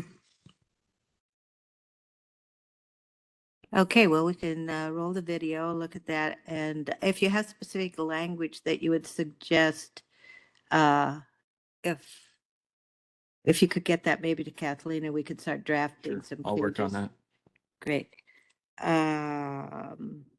Okay, I had a question here under Chair Vice Chair B, that the role of the chair would be to supervise constituent response processes for the council as a whole. I would just like some clarification on that. I think that each of us are responding to constituents. I'm not sure what that means. Yeah, I don't know. This was I think here before any of us were at the county, so I don't know where that originated. We did come up with a business process last year for emails that are coming to all the council and have that sent to staff, and then we can coordinate responses. Honestly, nobody's really following it. Some counselors respond to everything. Some forward it to staff directly, staff outside of our office. So it's not consistent now. I can certainly bring back the rules or the draft business process that we looked at last year. But I don't know why this was originated in here, but Council Chair Marshall, if you would like to have that removed, more than happy to. I think it would be good to have a consistent process. I Yeah. think inevitably counselors will individually respond to some of their constituents. We're going to do that. Yeah. But that also there may be instances where there is a message we all agree on, like when there's a huge a great volume of emails that come in that could be, sent out to people. And I think it's helpful too when it's sent to all the counselors so that we're not sending out conflicting information, and which is why I think we wanted it to come to staff first so that we can make sure that it's accurate and help counsel. And then each counselor can either send their own or we can send it on your behalf. Right. I don't know that the chair needs to supervise that. I would like to strike that. The only thing I want to add to that is that it doesn't say supervise constituent responses from the council. It's the Or the constituent council. response process. So it would be the chair helping to provide consistent guidelines on process of how we respond to. That's how I read it. I think that could be how it's being, how it may be how it was intended, but I still don't, I think that's the council as a whole can develop a process with, if you bring something back to us. Yeah, that I we can could bring agree back to. the last process that council approved, and then we can go tweak stuff from there. So Chair Marshall, did you still want that stricken in the language? Just because I'm going to take your guys' feedback today and incorporate this and bring it back next week. I would like to strike it. Yeah, I'm good with that. Which words? It would be supervise constituent response processes for the council as a whole. Okay. So kind of to make changes here, I think we still need 3 nods from the council. That would be helpful just for being efficient. Okay, good. Do we have 3? Okay, and just as a reminder, any changes that council agrees to at the end will go to a public hearing as well. Right. And I know the first year that we were involved with this, I think it took us 6 months to get through it. And we were much quicker the second year, but this may take a little bit of time as we go through. Anyway, so that page 6, anything on page 6?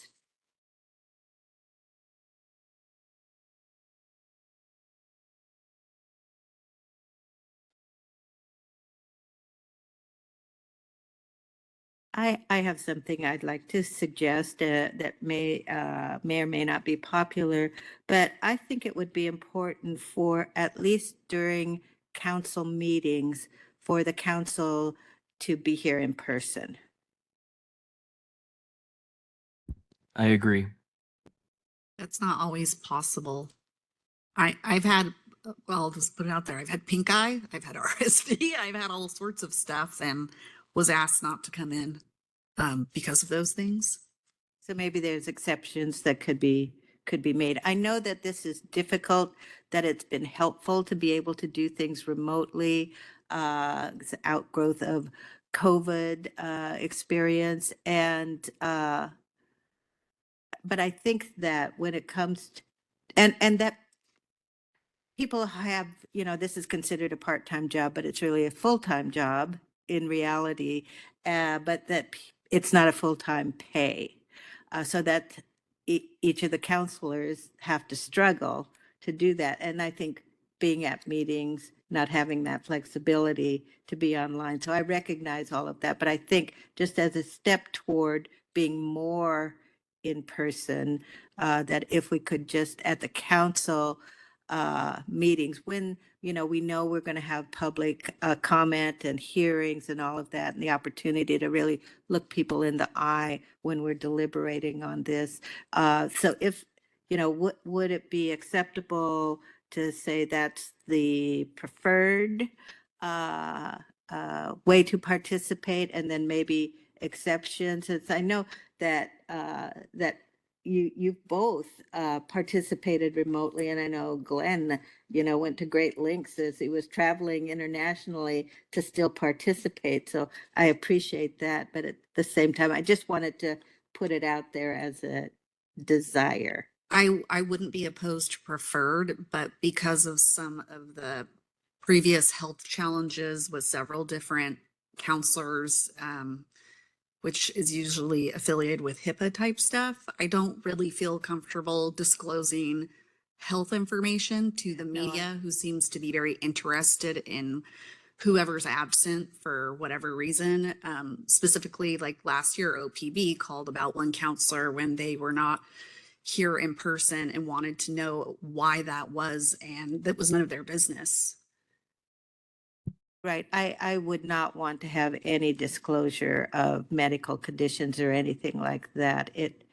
And further on there's absences and things like that, which we can talk about that then. But I wouldn't want to expose any counselor to anything inappropriate. Yeah, in the absences too, that was as a result of the previous council on purpose causing quorum issues, which is why the rules and procedures were changed to reflect that, to make people more accountable, which has not been the issue with our council since we've all. I'm not sure if that was the reasoning behind it, but I know I that. think that's a different topic. It wasn't about being in person. It was about potentially about. Right. Yeah. Chair. Yes. I was just going to say, I don't think there's anything enforceable by this, but I think that the voter, our constituents, expect that we attend with an occasional time that we don't. I think that is expected. I think that's the least that we can do in this position, is to be there to look our constituents in the eye. So I would be in favor of putting something in here with the fact, knowing the fact that there's nothing enforceable about it, but it should be something that we as a council, that we commit to doing. Other council. So, Counselors? yeah, so then would, and I agree with Councilor Belcott, utilizing the language of preferred versus requiring, I think is probably the best approach. And I agree that we all should be here, right? We're here serving the community, but things happen, life happens. So, Yeah, I agree. Preference is a good word. In 2 weeks, I'll be for my other job in another state. So I could not fly here quickly. I'll be in DC 3 or 4 times a year working on my other job in Congress and stuff. So, and I'll be international with my family at one trip this year. So at all those times, I'll try to attend virtually. But the word preference, I don't think would change, would still allow me to participate remotely. Great, thank you. I appreciate the conversation about this. It's something I've been thinking about. And just also to highlight, if this were a full-time position with a full-time pay, it would be easier because people are having to juggle basically 2 full-time jobs as I see it. So I'll put that out there. So Kathleen, does that give you enough to work with? Thank you. Thanks for the discussion on that. Okay, turning the page to page.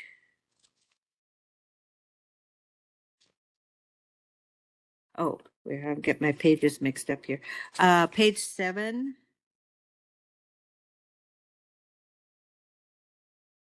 yeah, Yes. item 3, the invocation. I'd like to consider us removing it from these council meetings as I don't believe that it's necessary.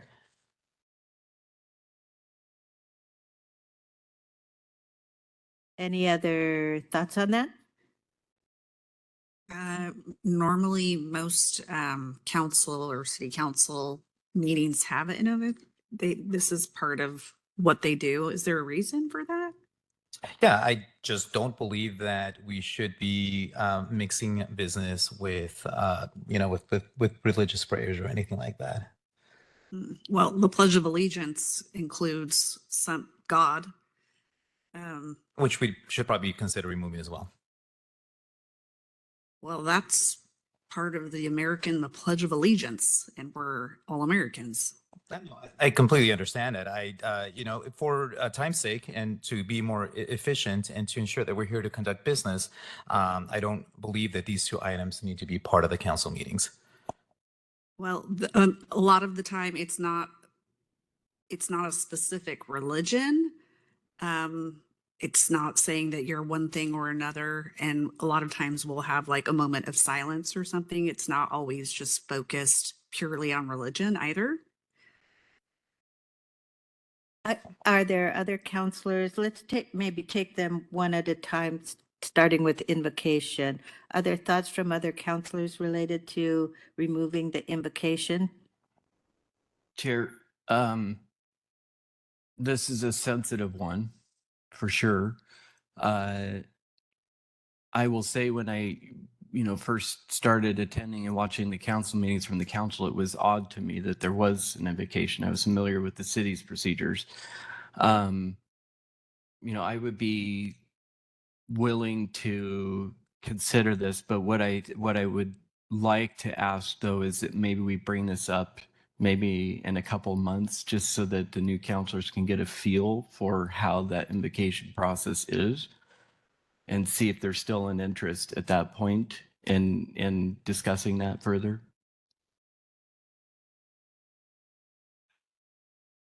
I like that approach because I just would like to see how it goes. I'd like to see what other counties do.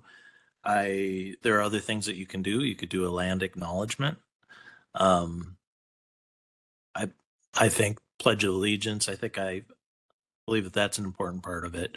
But as a Christian, it's not important for me to have an invocation of any type. But there are ways I think to do it where you're talking about greater being or greater purpose or something like that, or a land acknowledgement. I'd be open to lots of different approaches, but I guess it would be nice if we could. Is there a time that we could revisit it after a couple months, or is this the one time that we can do this? So I will just say, normally we only update this once a year.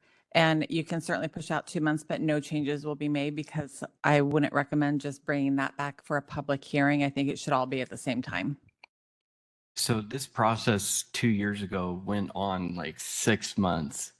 I'm okay with that. You know, I haven't seen any changes that we've suggested at this point that it is dire that we get that done right away. So I'm okay with taking a few months for people to get familiar with the process, because you might have ideas 2 months from now that you can't possibly have because you haven't had the experience yet of going through it. So And all of our meetings are recorded, so anybody's welcome to go back and look at our Tuesday meetings, and at which time invocation has been on there as well, just as that a is thought. true. And Kathleen, could you describe that? Because I know a constituent of mine was concerned about prayer in a public setting. And so you sent me some information about the invocation. I think it came up several years ago about whether There's or a- not I it think should there's be prayer. Yeah, I think there's a resolution that was passed that identifies how it's solicited. I'll have to find that and I can Yeah. send that to you Yeah, guys. as I recall, anyone can, it doesn't need to be a prayer. Anyone can, in the community, can submit something. There's no, I don't know that there's any particular outreach that is conducted to do anything other. So mostly it's been prayers, and then often it's just been a moment of silence because there has been, nobody has stepped forward to do something. So it's, I appreciate you bringing it up. Because I think I find it awkward to have prayer in a public meeting like this, and not all jurisdictions have prayer, but it's not required that it is prayer. It could, it could be a poem, it could be a land acknowledgement, it could be a number of things. But I think if that's what folks are interested in, then it behooves us to do some outreach to solicit other kinds of invocations that could occur. But we could also just drop it. Yeah, no, in my experience of attending some of these meetings and watching, it's always been a prayer, right? And which is fine. If people want to pray, I mean, that's completely up to them. I think people have the right to believe in what they want to believe and pray as much as they want. But I believe that we're here in a government building where we separate religion and we separate, government. And so I don't think that this should be part of our weekly process. So just, it's been suggested to pause and I guess look and see how it's been going, or check out other jurisdictions and what they do, or if there are 3 thumbs up to go ahead and suggest removing it. I'm not sure which way people want to go.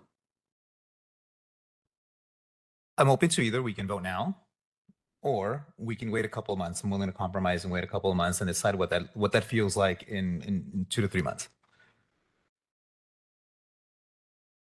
I would prefer to wait. I'll be honest with you. Like I said, I always felt it awkward, and a Christian myself as well. As am I. Has felt awkward. So I'm open to considering that, but I would like to give some time just to get a feel for how it goes. So what would be direction to staff, and how do we commit to a future decision on this? I think we have a few more pages to go through. Okay, That just we can understood. determine whether or not there's any changes we're suggesting that need to be implemented right away. If something needs to be implemented right away, I would suggest we decide one way or the other on the invocation, keep it or not. Just already I feel uneasy that people are declaring a religious preference. That makes me uncomfortable. So I guess so. Let's go through the rest of it and see if there's anything that we immediately want to adopt and go back and look at this. Yeah, Acceptable? yeah, absolutely. And I think we want to be respectful of all beliefs, and that is the purpose of this. And I thank you for bringing it up. Is there any direction on research that might be needed for staff to make notes on what to look into in the next couple months? I'll look to council for that, but what I will commit is I will send you all the resolution that's currently in place, so at least you know that parameter. I'll just keep this on the radar. This isn't being finalized today, and if either you can continue the discussion after you get through all the pages, or we can do it next week or in 2 months. At some point, we'll need the direction from council on if you want any changes now to that, or if you want to wait a couple months before we make any changes. Okay, well, I don't, does council want staff to research other jurisdictions and what they're doing? I don't think this is uncommon. I'm I mean, looking that's, at that you, takes Jordan. time. I don't know. I think I'm familiar with Battleground. I'm familiar with Vancouver just a little bit. I mean, we could just look around locally and see who does what. But even just knowing that not every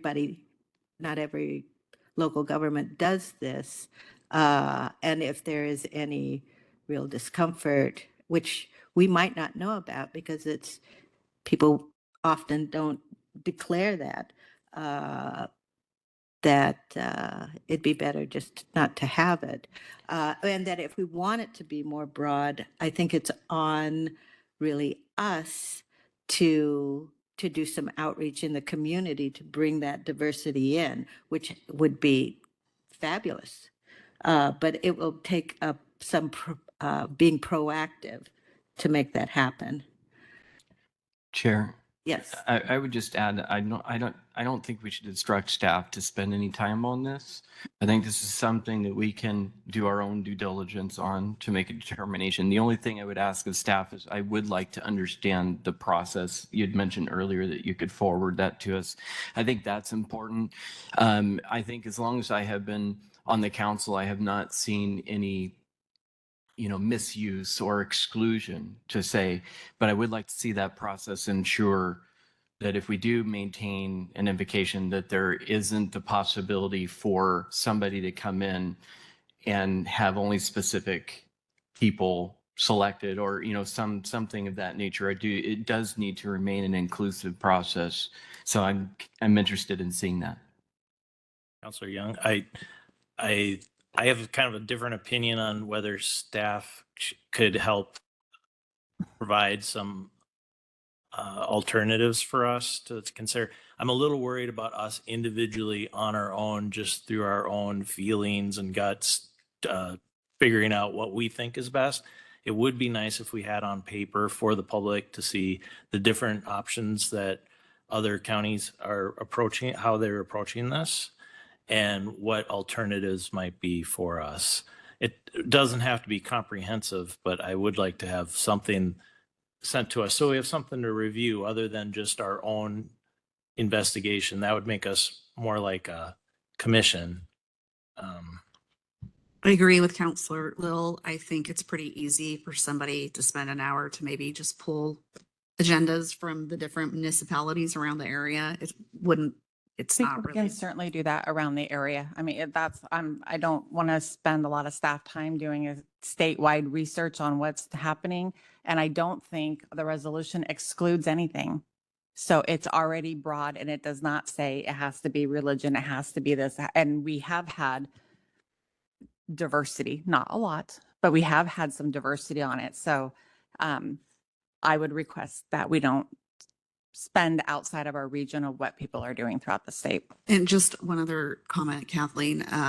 Also, if we were to change this, there would be public comment Yeah, on it's this, a correct? public hearing. Correct. Okay. Great. Yes, Thank but you. it will be a very specific public hearing that is noticed specifically just for this. Yes. Yes. So I know that you mentioned the Pledge of Allegiance too, so that they could have comment. No, I'm not. That actually wasn't even an issue at all. So Okay. sorry about just that. So I clarify want that. to make sure we're taking direction from the majority of the council. I'm not going to make any changes on this. I will send the resolution that we currently have in place. We'll look at local jurisdictions to see what they have. Just, Correct? just a final comment, because I think that if there may be discomfort with this in the community, it's difficult to see because it's a dominant culture that is coming forward really to provide that invocation. And so I think there's some sensitivity Yeah, around and that. we don't provide any press releases soliciting because we have individuals that are proactive in reaching out. So I will share that as well. All right. Thank you very much for Thank bringing you. that up. Anything else on the agenda? Oh, yeah, Chair. Yes, go ahead. I'm not sure if are we still on Tuesday meetings? Yes, we are. Okay. Yeah, so this would be the time. We made a change last year, I think, where we we had counselor reports and we had counselor, what was the other one? I can't remember. I can't even remember what it was called. Yeah. But we combined it into one day. I personally think that every time that we meet as a council, there should be an opportunity at the end of the meeting for us to communicate in any which way that we need to. We've always I have seen us always being respectful when we have really long meetings. Everybody weighs whether it's critical to bring it up at that time or just wait until the next meeting. I think we're capable of doing that, but I think we ought to have the opportunity. We can only talk to one other counselor. This is our only time to be together and talk as a council as a whole, and I don't think we should restrict that. So I think we should allow just call it council communications. And that's what it was called. It's on XIII. Okay, On yes, there, that so- was crossed off. So it's on your sheet. Oh, But so we yes. would need to uncross it then. Correct. Okay, Yes. yeah, so I think we should add that back in and have it for both Tuesday and Wednesday meetings.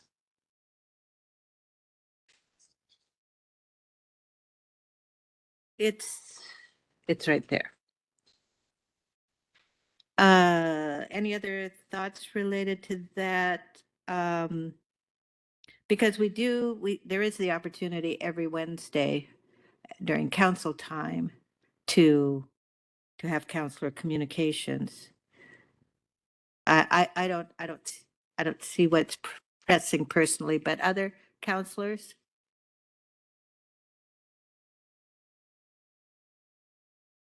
I'm sensing indifference.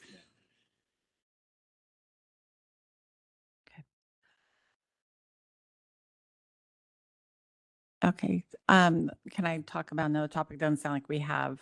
It doesn't sound like we have three unless somebody. Okay.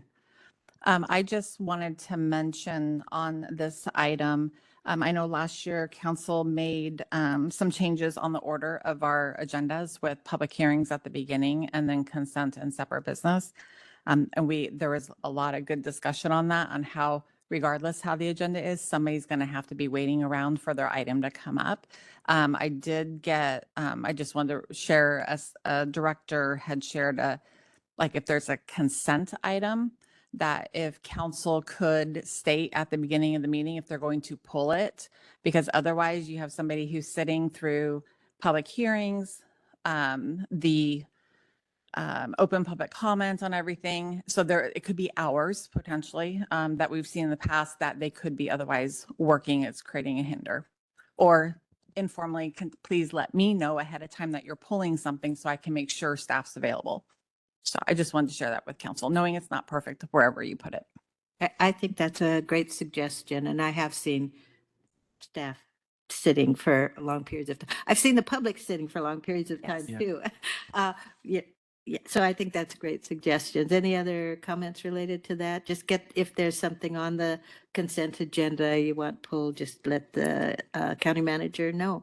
Yeah, I think that's great. The only thing is I wouldn't want to restrict our ability to pull it later after we have public comment.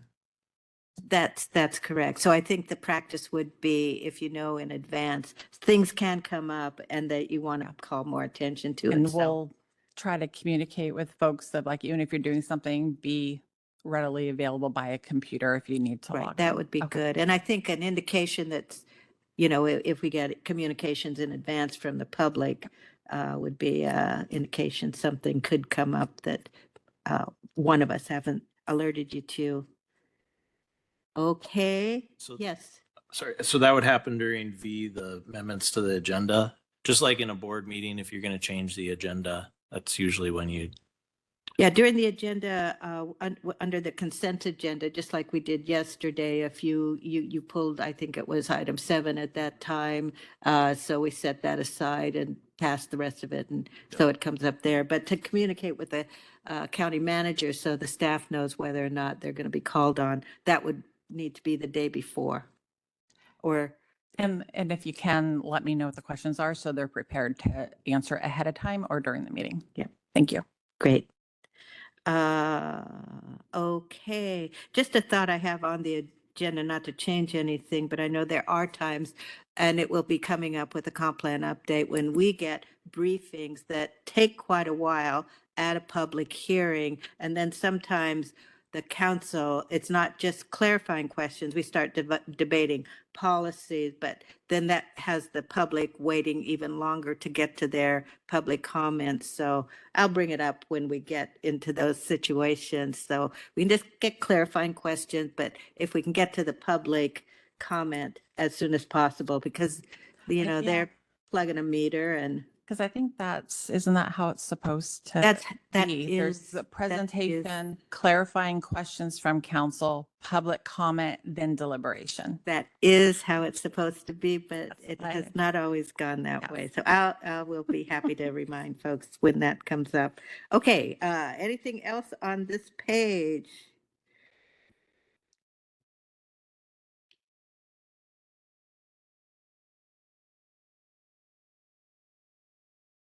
Okay. Okay, we're on page 8.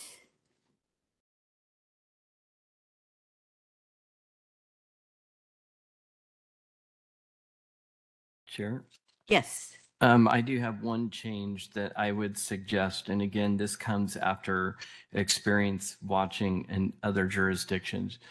When something comes before us that is proposed or asked for by an applicant, our current procedure is to give them 3 minutes, like every other constituent.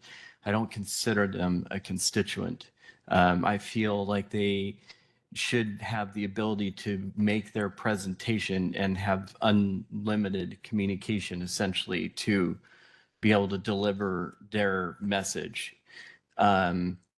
It's awkward to me that in order to hear from the applicant more than 3 minutes, we have to meet with them privately. I would rather do that in a public meeting, be able to have their full presentation given to us. So, I'm just thinking of hearings examiner and how that process goes, where the applicant is given more time, but not unlimited time. Well, I'm not saying necessarily unlimited, but definitely not 3 minutes. It could be something that could be up to the purview of the chair. If the time becomes excessive, they could reel that back, or I don't know if we need to put a specific time limit. But I do think 3 minutes when you're submitting a proposal that probably has taken you a year or a year and a half to build is not enough to be able to communicate. We can certainly, I mean, if council wants to have that added, but there is provisions on the 3-minute allotment to increase or decrease that allotment by approval of the majority of the council. But it's talking about public testimony. It's not talking about a specific applicant. So Yeah, Yeah. I just would prefer to formalize it and rather than have to go through each time, do we give this applicant more time or not? Generally, development applications don't come to us. It's generally when there's a spot zone change or something of that nature. I think it's only, since we've been on here, I think we've only gone through one of those. Probably because of the comp change, it's put a stop to that. Or the Yeah, comp plan.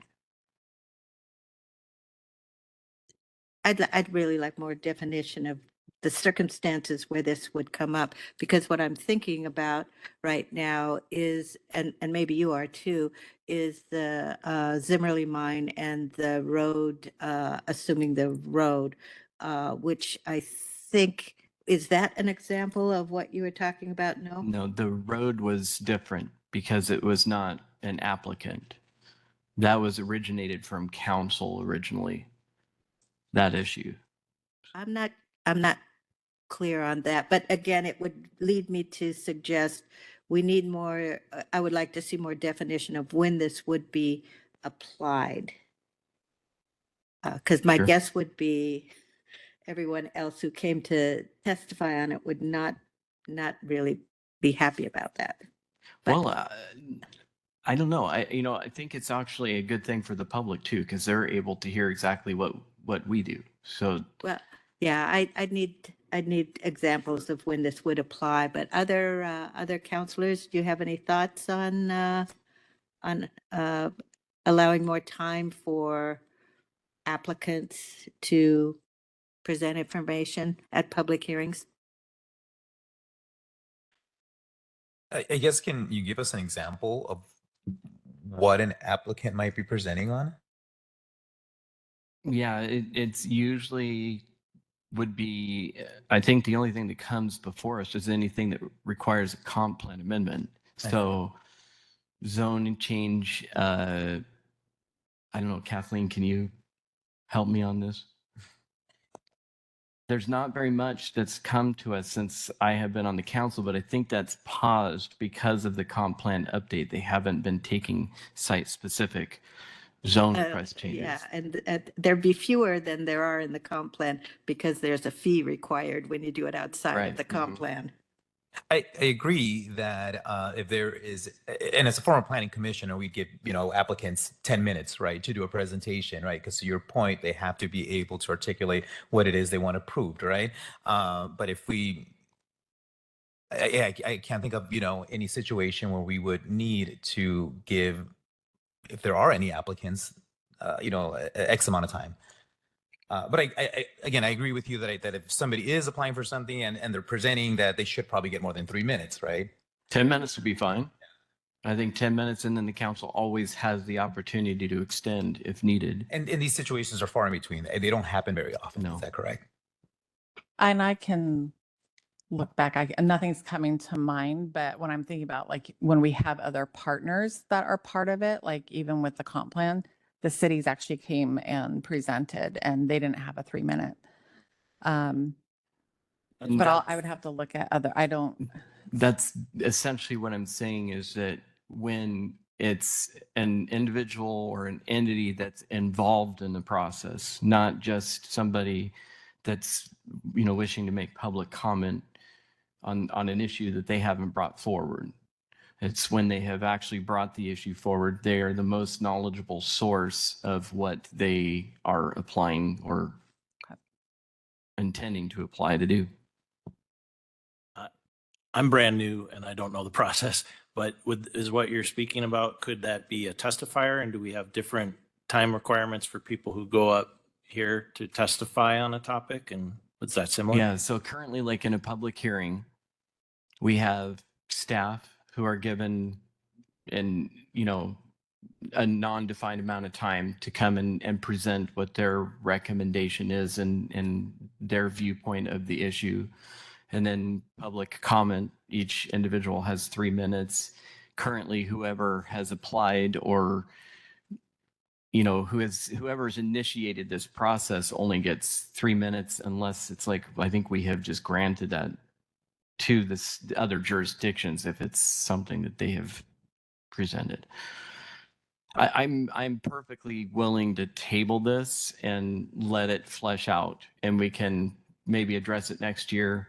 In the meantime, we have the ability to override if needed, but keep it in the back of your minds. I think as it's written now, we do have the ability to provide more time or to have special panels. We are empowered to make exceptions. I totally agree with that. I think that's good. I think the difference is that the presenter doesn't know how to prepare. Do they have 3 minutes? Do they have 10 minutes? They don't know. when we have a panel or different things, generally they communicate with us in advance. But I don't know, as we've been discussing it, I don't think I'd be supportive at this time. Anything else on, I think it's page 8? And Chair, if I can just check something maybe off the box. Amber already did some research on invocation and pledge. All of the local jurisdictions do the Pledge of Allegiance. For invocation. All of them don't, with the exception of Washougal. Thank you, Amber. Thank you. That's for that. very That was really helpful. quick. Thank you. Very efficient. Good. Yeah, I'll just check. We're at 3:30 now. I don't know if I have any conflicts later this afternoon, but I feel like we could go on. What We have a 4 o'clock chair, but I can cancel that if we need to. what was it? It is with Lifeline Connections related to potentially presenting at Echo at a future date. Oh, yeah. Yeah, maybe we could reschedule that. Thank you. Okay, let's steam ahead. So was there something, Councilor Fuentes, on page 8? Did you have something? No, I don't. Okay. No, I didn't have anything. Page 9?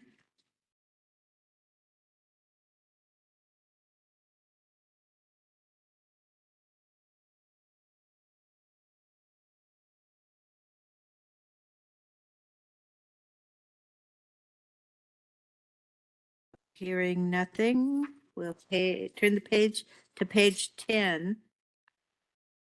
Chair, I did want to just note, I think Councilor Young may have forwarded the link. I don't know if you're on it. I know Amber and I were. The city of Vancouver are looking at proposed changes with their public testimony. If that's something of like restricting or that process. I know certainly we're a county and we have different legal oversight with the prosecuting attorney. But if I will say we're going to look into it a little bit and possibly bring back some amendments on that. I'm not sure if it would apply to us or if council wants to discuss it. And that would be public hearings? Public comments in general. Okay. All right, bring something back to us, possibly. Yeah, well, what I'll do is I think we'll review it and summarize what they've done and compare it with legal to see could that apply to the county if council wanted to consider anything? Their proposed changes? Yes. Okay, not what they're doing now. I think they're doing some of it now, but they're modifying it and putting it in their code. Yeah, I didn't get a chance to thoroughly look at that. I would like to look at that more And I can closely. forward that all to the council so you can see Right. what they talked about on Monday night. Councilor Little, did you want to? Yeah, I skimmed it today. I thought there were some good ideas in there, so it'd be great to get a summary and recommendations. That'd be great. Great. Good. Okay. I'm going to turn the page to, did I say 10 already? We're on page 10.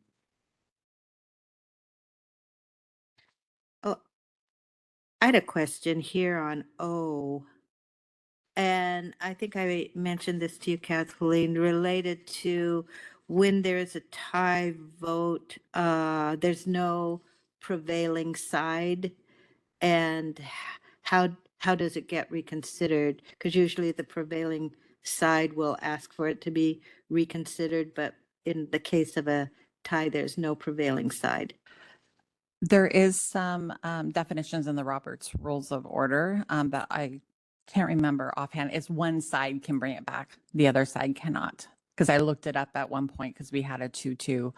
But let me look into that and I'll bring it back next week if that's okay. Okay, that would be good. And I know we rely on Robert's rules, so maybe it doesn't need to be defined, but it has come up, I think, It came up very more time recently. than you would guess. Very recently, because I remember I was searching it too to see, okay, who actually can do a reconsider on that. Yeah, we might have reconsidered just because.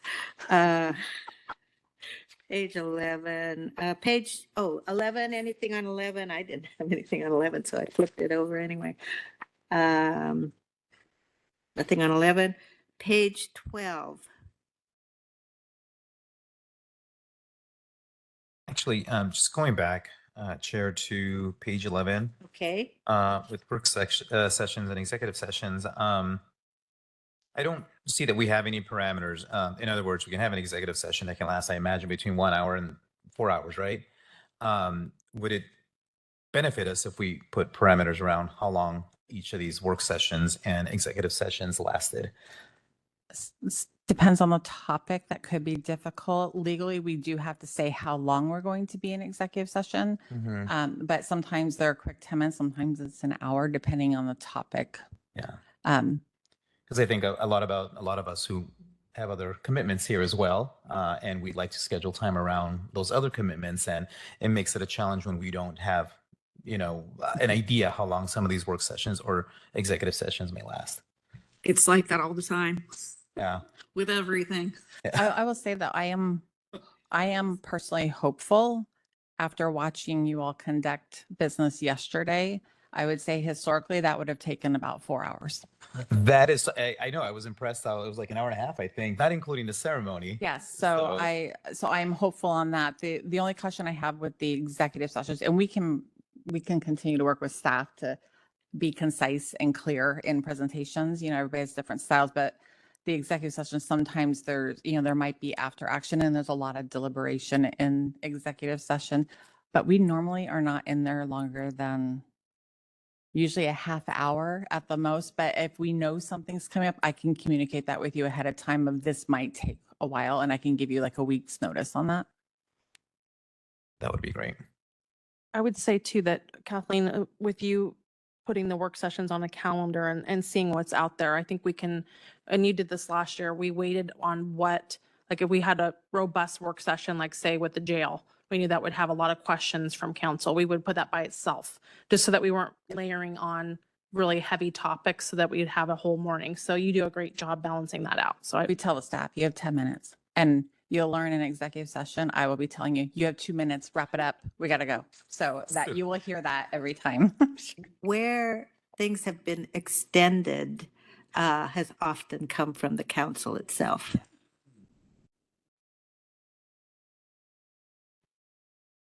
Okay, and then I guess still on this topic, if we were to in the future decide on parameters, for work sessions and executive sessions, I guess if it's something that lasts, I mean, if we set a parameter on a work session for an hour and it lasts more than an hour, then we can always schedule. Okay, right. Okay. Yeah, normally work sessions, that's providing you information to get initial direction, to get feedback. And so we try not to do it like we have it this week and next week you have to approve it. So there could be times that we need to bring something back. Absolutely. Thank you. Is council time, in terms of the hours of council time, I'm not seeing it right here on this page. I didn't see the times or the number. And so I don't see it on here. I don't think it's set in here for the time, because we have had changed it before COVID. It was at 1:30. During COVID, it was at 9 a.m. and then now we're at 1. So I would just ask the council in terms of start time for council time, because I had heard that there might be an issue. Yeah, I mean, for me, but for example, I have my staff meeting today, right? That ends at 1. And so I had to rush here and make it on time. But I can try to work around it so it doesn't impact everybody else either. I want to be mindful of other people's schedule as well. Would anyone object, or would it be okay if we started council time at 1:30? I wouldn't object to that. The only thing is I would want to make sure, especially when we're trying to be here in person, that we get it right to where we don't have a big gap in between the work sessions and council time. That's fine. Let's keep them at 1 for now. I think we're okay. Yeah. I can make it work. Okay. Yeah. All right. Well, thank you for that. And just as we're talking about council meetings, and I know this isn't identified in here, for the number of council Tuesday meetings. So we were doing 2 a month. I think during COVID, I think they're both during the day, if I remember right. And then we went from 1 in the morning and 1 at night. And then our meetings started getting really long. So we added a third one. And then we have a fourth one as a placeholder. And we can certainly wait and see, but like I said, based on yesterday's discussion, does council want to try to go back to only having 2 Tuesday meetings? Yes. And then and then if it becomes too much, then we can certainly, there's nothing that prevents us from adding meetings. And so that would be the first question. Do you want to try to do 2? And then if so, do you want to keep it as a day and night or 2 days? Or I like the idea of going down to 2, keeping 1 during the day and 1 during the evening for to ensure that there's an option for folks who work during the day to attend a council meeting. And to your point, if there is a need for a third one, also to your point, we were very efficient. Thank you, Chairperson Marshall, yesterday. And if it continues to be the way that we handled it yesterday, then I think we'll be in a good spot. I agree with all of that, and I think it's good service to the public to have as few meetings as possible, so we're more efficient with their time, because there are people that show up to every meeting and keep great notes and want to be respectful of their time too, as well as ours. So I would appreciate that. Very thoughtful. Anyone else? I'm agreeable as well. I agree as well. The only hesitation is the reason why we added that extra was because we were having marathon meetings, correct? yes, but as noted, a lot of that discussion was not presentations per se. It was council Yeah. discussion. So how about we'll keep, instead of having just the 1 placeholder, we'll have 2 placeholders, and we can we'll send out cancellations just so that we have to notice certain things. And then we'll just do the 2, and we'll see how it goes for a month or 2. And like I said, if it's too much, if the agenda comes in and because I'm good at okay, it's not 2 today, let's do it next meeting. If I see that it's like getting packed and stuff, I'll come back to you guys and let you know, hey, we need to have a special one this week because otherwise we're going to get behind. Because just to explain to both of you, that extra meeting, it would make it so we weren't here all day. So Yeah. and all day is a long day. Yeah, it is. Yeah, no, So absolutely. December was all day, all We the can time. definitely track it, and see where it's trending. Track it and see where it's trending. And, if we don't have a need for all these other meetings, then. And is it, I'm going to look at Rebecca, and did we do the 1st and 3rd Tuesday? Okay. So we'll do, the first one is during the day. The 3rd Tuesday of the month will be in the evening at 6. We'll update your calendars, that they're already on your calendars. We'll keep on there the other ones marked as placeholder, just so that you have it on there. Yeah. And then we'll be putting out, because that's not in here. And we do have a minimum number of meetings that you have to do a year, so we have to track that. But we'll work with our communications as well and get a press release out with that change. That sounds great. And we will have a lot of work to do this year, especially with the comprehensive plan. And we have a hard deadline, the end of December 2025. And we're required to pass our budget the first week in December. And generally, that could be the last meeting of the year. So I'd be for if we need to have extra meetings so that Yeah. we can and- assure maybe we'll just have to see how it all goes. Yeah, and I did get a proposed, and you'll be getting an update at a work session with community planning, because they were looking at a hearing after that first week of December. So I'm working with them to see, because there's like a 90-day before it's due that they have to do stuff. And then one more item on council meetings. And I'm just talking about pre-COVID. So pre-COVID, we had council meetings in here. Work sessions were in the training room, which was next door. Council time was in a back conference room because they're more informal. So you're actually like sitting around a table and engaged. Does council want to continue to have all your meetings in here, including the work session and council time? Another option is we could move into the training room where you're sitting around a table. There is a couple rows in that public can come in and watch at those meetings, or do you want to continue everything in here? We're fine either way. Well, I have a question. Does it often look like this on Wednesdays? Sometimes. Yes. Okay. More times than not? I mean, We usually have a couple regulars that. yeah. I mean, It depends. but it's still public, correct? Even if we were to say, Absolutely. even if we were to hold these meetings in a conference, it's still public. They still have an opportunity to come and, online, we've got, people signed on right now watching and Okay. we record everything as well and put it out there. But Okay. yes. Okay. And it depends on the agenda because Right. look what we're dealing with today. So do you want to continue as is, or would you like to try to do the other room? I have would- no strong feelings, but I Is, mean, I like to look at my peers as well when we're having conversations. So- is there an efficiency for staff change between one room or the other? Is it pretty much the same? It's the same setup because the IT systems are connected, but, can I make a comment about the work sessions? I think it creates a more collegial, because it is an informative session. So especially with the work sessions in the training room, it's a closer presentation. You're seated around each other. I think in that, my opinion, the work session is definitely, it's so like staff's presenting from here and then it's up there. It's but that's just my opinion on the work session I piece. say we give it a shot. See, Let's do it. Right. I'm going to ask Michelle and Rebecca because they're the ones that actually manage us to see if there's any issue on a staff resource. They're not smiling. I know.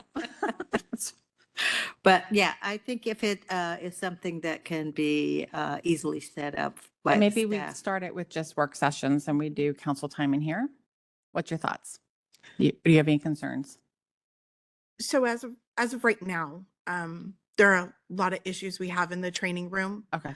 And I am working with Diversified currently to come out and do a training specifically for the training room because a lot of departments are having issues with Okay. presentations. Okay. So I So think for rather now- than at this moment, I mean, Yes. if we can wait until after the training is completed Yes. and we complete that training as well, then I'm happy Yeah. to do it. Let's after do the that. training. This is a new, your mics are all new and we've had some hiccups. And so let's do that. Let's get the bugs worked out over there first and then we'll transition. Thank you. I think it's a good suggestion and let's wait till it's all the bugs are worked out. Yeah, and I know C-Tran stuck, or RTC is sticking with C-Tran for their meetings because of what's going on over there. Okay. Thank you. Chair, just one quick comment before we move on. Yes. About efficiency, I appreciate that this council is going to be more efficient, but I think it's important to remember that we not become too efficient. So it's important to keep the public's time in mind, but also we need to make sure that they're aware and informed. So, sometimes I'll ask questions I already know the answer to. And the reason for that is so that the public is able to understand the issue at large. So there's a balance to that. Yeah. And we want to be effective, not just always efficient. And so I think we're here to deliberate on issues and we're not going to be cutting that short. But we'll try to avoid soapboxes. Okey doke, where are we at? 12? Yes. well, I don't know that you asked if we were done with page 11. Are we done with page 11? I think so. Now we are officially. So page 12.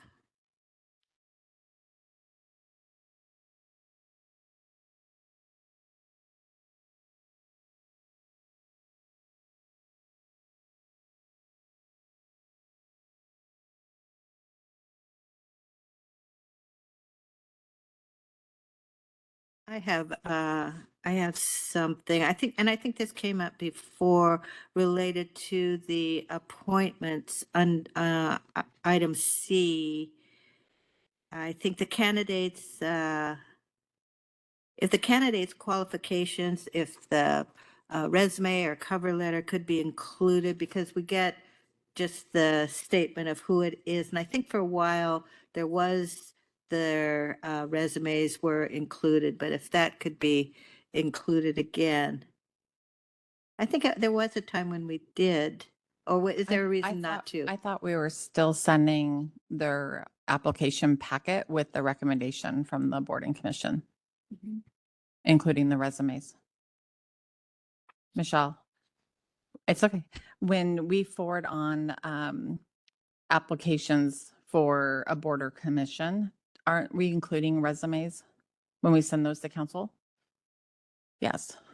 Thinking of like with the, because I think at one point I saw them in the notebook when it came up as a consent item. Well, I think the library board was the last one. I got all the resumes. Yeah, when we're interviewing them, but we don't always interview them. They come to us for a affirmation or to approve or reject. Those are the ones that we don't interview, that we are able to see some Okay. information about them. Go ahead.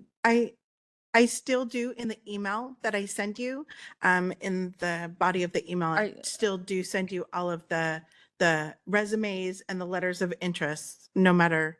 For all of the boards and commissions? So are you talking about just the ones that council No, I'm interviews? talking about the ones that you forward to us. Yeah, we're not posting or resumes online when they're from me. Yeah, I can certainly send those to you because I get them when the recommendation comes from the committee of like, here's what we want. We did change the letter to say like why they were chosen. And I get those, but I'm more than happy to send those. We're not including those in a public council packet. Okay. Yes. But yeah, it would be just good to be able to take a We can look send at them those to you. before we give our consent. Yeah, I agree. I would appreciate having that information. I don't think it needs to be public. Yeah, It's a that's little bit fine. more private information, although it is subject to public disclosure. Okay, thank you. Just off the top of your head, Kathleen, or Amber, do we have a lot of vacancies on committees and commissions right now? Michelle will be the perfect one to answer Hi, that for that's it. me again. I will have to look, but we currently, I think I have about 3 boards right now that do have vacancies. We do have on our website, I do keep that updated, and there is a listing on there. I do also link not only the press release that we send out, there's a link also to the board or commission or whatever, the group, their webpage as well. So I do try to keep that updated. I collect all of the resumes, all the letters of interest, and I'm just kind of like the liaison between the board and commissions and either the county manager and or the council. So I do receive all of them for all of the boards and commissions. Okay. And there's a new agricultural commission that Yep. we're recruiting for Yes, ma'am. right now. Do you recall the deadline for that? I want to say it's the 25th or the 29th. Whatever that Friday is. Yeah. Yes, I think it's the 25th. There's And a we'll send out another lot of them. notice next week, Counselor Marshall, or Chair Marshall, to make sure that people didn't forget because of the The holidays. holidays. great. Yes. Yeah, I think another one went out. Think I saw it this week, The 24th. the 24th. That's right. Okay, Yeah. so there's that. Okay, are we done with page 12? And we're moving on to page 13.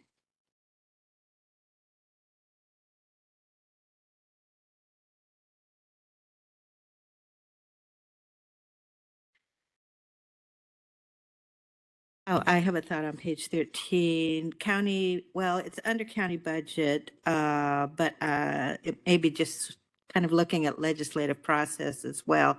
But under the C, as far as amendments to the budget, that they're distributed to the counselors at least 48 hours before the meeting. Those I don't believe are publicly noticed. They're not available for the public to see those If there was potential amendments. we don't, it was put in place as a courtesy to other counselors. So amendments weren't necessarily made on the dais of the public hearing so that counselors could hear it. I don't even communicate, if I'm on there, I don't communicate that with staff or anything. That's between council. But if somebody were to put in a public records request, it would be public.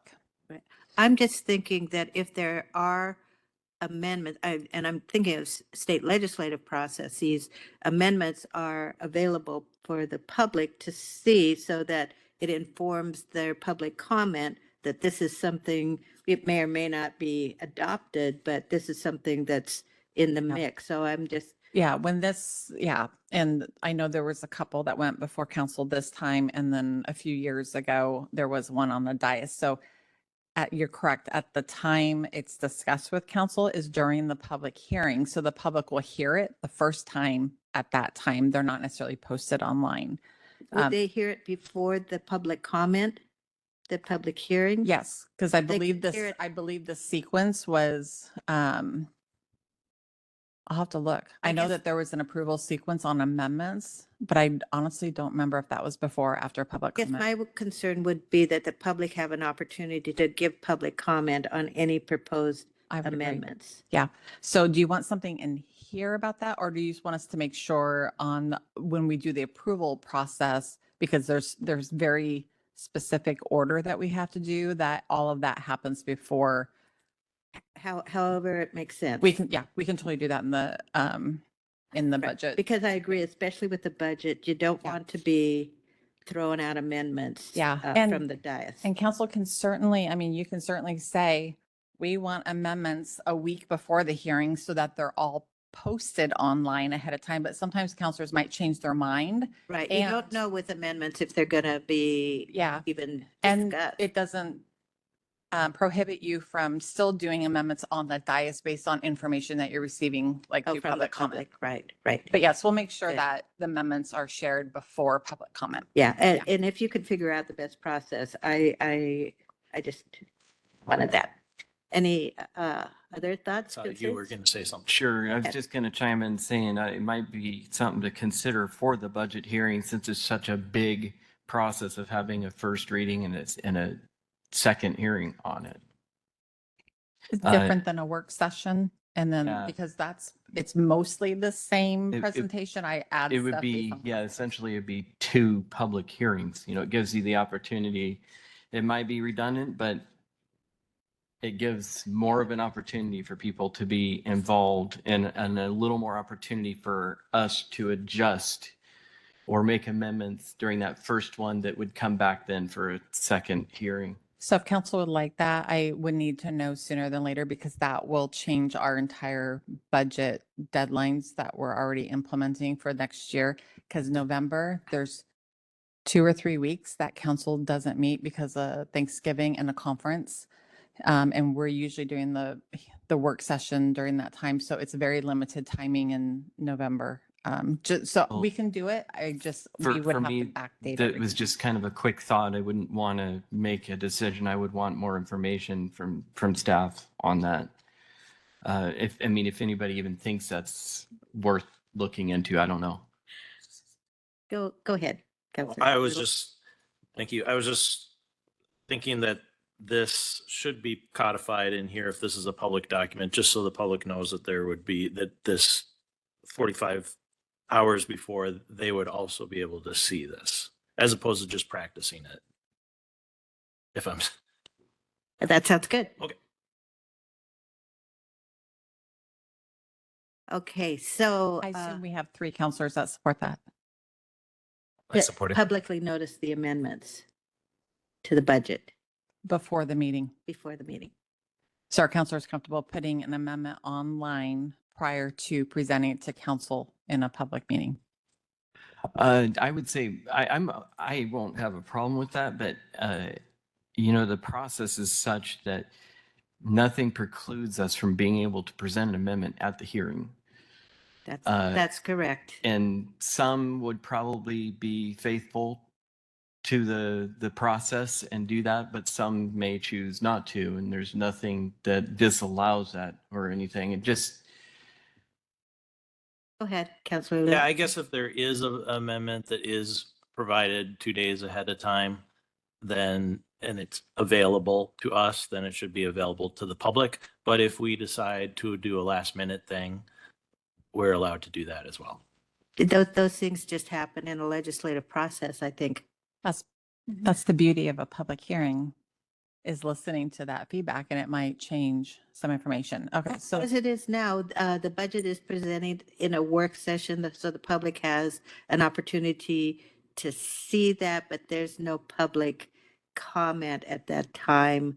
But there's always the ability to provide input communicating directly with us. So just for clarification, I have 3 counselors that saying yes, posting what we know ahead of time that counselors have. So include that language. Okay. And then what about the first and second reading in addition to the work session that Counselor Young discussed? Yeah, I think, yeah, if you can probably repeat that. What you wanted to. So like the city of Vancouver, that is their process. They have a first reading followed by a second public hearing. So it is not a work session because the public are allowed to comment just like any other public hearing. But it gives the opportunity for something to come forward in a public fashion, kind of be hashed out, and then come back later in a final format with more opportunity for public comment. It might be, to me, it's one of those things where I think like one meeting is hard to have a good process, but 2 full meetings also is excessive. It'd be nice if you could have 1.5, but it doesn't work that way. Counselor Young, just to clarify, and City of Vancouver's budget is every 2 years, so it's a Yeah, that very was my other robust. question. Is it where a we're on state an annual. requirement that we No. have We, annual? we used No. to have every 2 years. We went Really? to That annual. might be something to consider looking at as well. How do they take the 1% if it's, It's a 2-year vote. It's 2 was it 2-year vote? Yes. Oh, wow. So I think Interesting. that, just to put that out That's there, too that much. it's a very robust process because it's a 2-year process. So I just want to, And there's, so council can understand and that. there's pros and cons to both Yes. because there is a reason what we went to 1 year. I- It is. Yes. Oh, go ahead, Counselor Little. I'm still a little confused on what's being asked on the reading. So like literally read the bill and then read it again?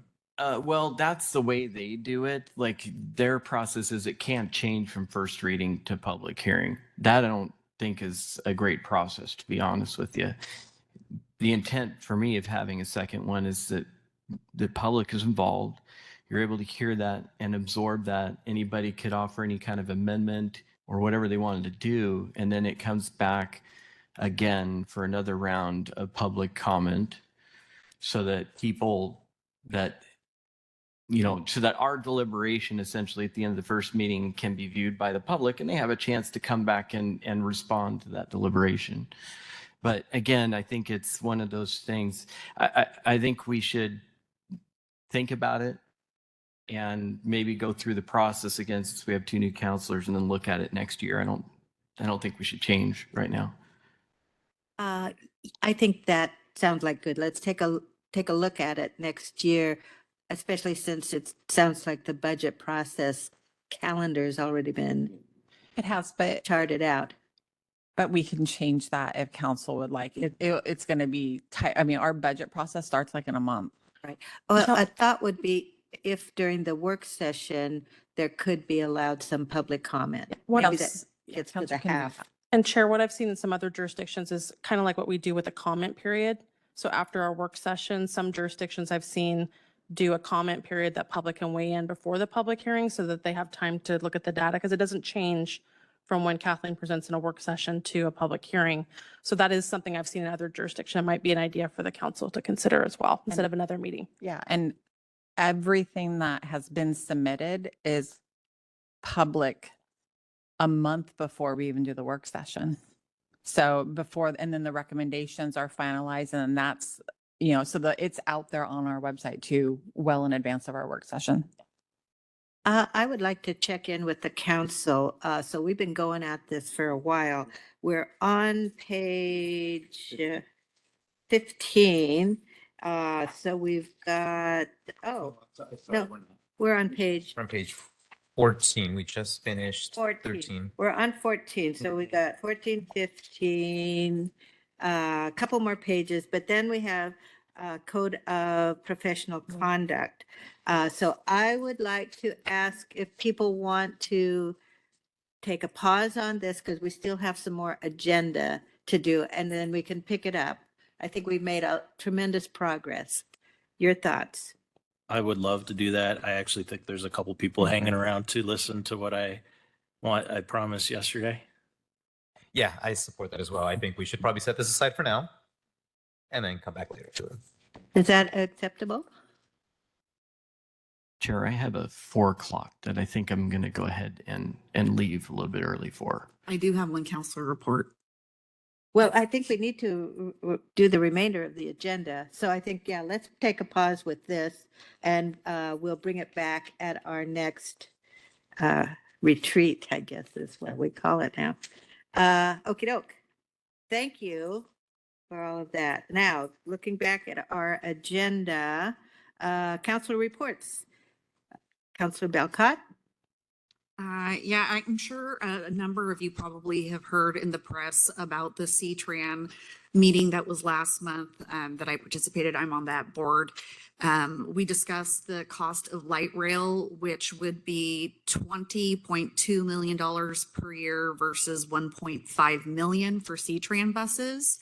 That is an issue with the majority of the C-Tran committee, and as a result, a number of the cities have been discussing it and formulating resolutions against supporting light rail. We all support C-Tran and bus services, and we want to keep C-Tran up and running and supporting the IBR project, but TriMet is trying to foot the bill on Clark County residents. And what I'm proposing is having a work session to have the C-Tran CEO and CFO come in and discuss that and share what they shared with the C-Tran committee so that we all understand what would happen as a result of that. So I'm proposing a work session for them to present that to the council. I believe the public would love to hear that too, so that's a good idea.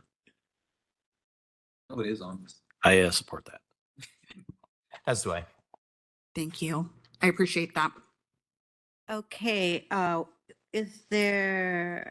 if we had TriMet come as well? That's actually a really good idea.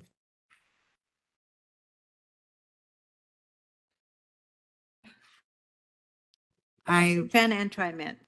I don't know if that's necessarily a good idea, but maybe as a follow-on with C-Tran, after C-Tran discusses what they have to say and how it would affect them, because it's our county and city that it would affect.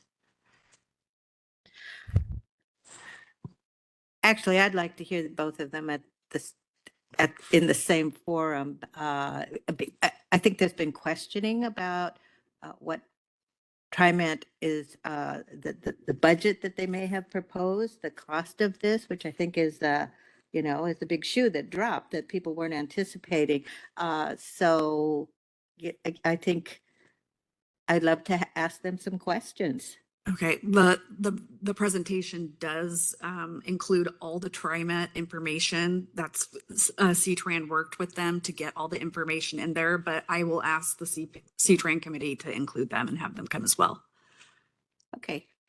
Thank you. Are there three? So I guess there's three of us that are okay Yeah. with that. What's the timeline in terms of decisions? This has been churning along for a very, very long time.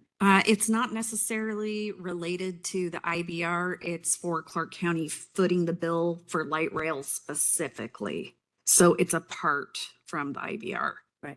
And I had met with the lobbyists for C-Tran, and she had mentioned, increasing the their is it the sales tax? Is that what? Yeah, that would be as a result of us footing the bill for us. So that's why I want C-Tran to come and discuss that with us, because we were never supposed to be footing the bill for light rail. We had agreed, the C-Tran board had agreed not to do that. And now I things have- understand that. My question is really, I wasn't clear if the dollar amount was all for light rail or if it also included other C-Tran needs within Clark County, like for expanded bus rapid transit and like that. So that's really my specific question. Gotcha. So yeah, the cost would only be light rail. And the operating expenses of light rail would be $20 million on Clark County taxpayers. So has nothing to do with C-Tran. We were not supposed to be covering that. So things during the November meeting, it was opened up for discussion, and C-Tran did a beautiful job on explaining that and how it all came to fruition. Good, Is- thank you. Is February okay with that, with the work session, or just because we got stuff scheduled between now and February, or do we need to do it sooner? Sooner would be better. Next week is the C-Tran meeting. Can it happen after that? Yes. I assume? Okay. Yes. And will you give us the contacts? I know the C-Tran contracts, but for TriMet. Yes. Okay, thank you. Counselor Fuentes. It was just on. I have one quick council report, if I may, real fast. Were there any other questions related to this work session, or we'll just have the work session and we'll find out more? Okay, Counselor Young.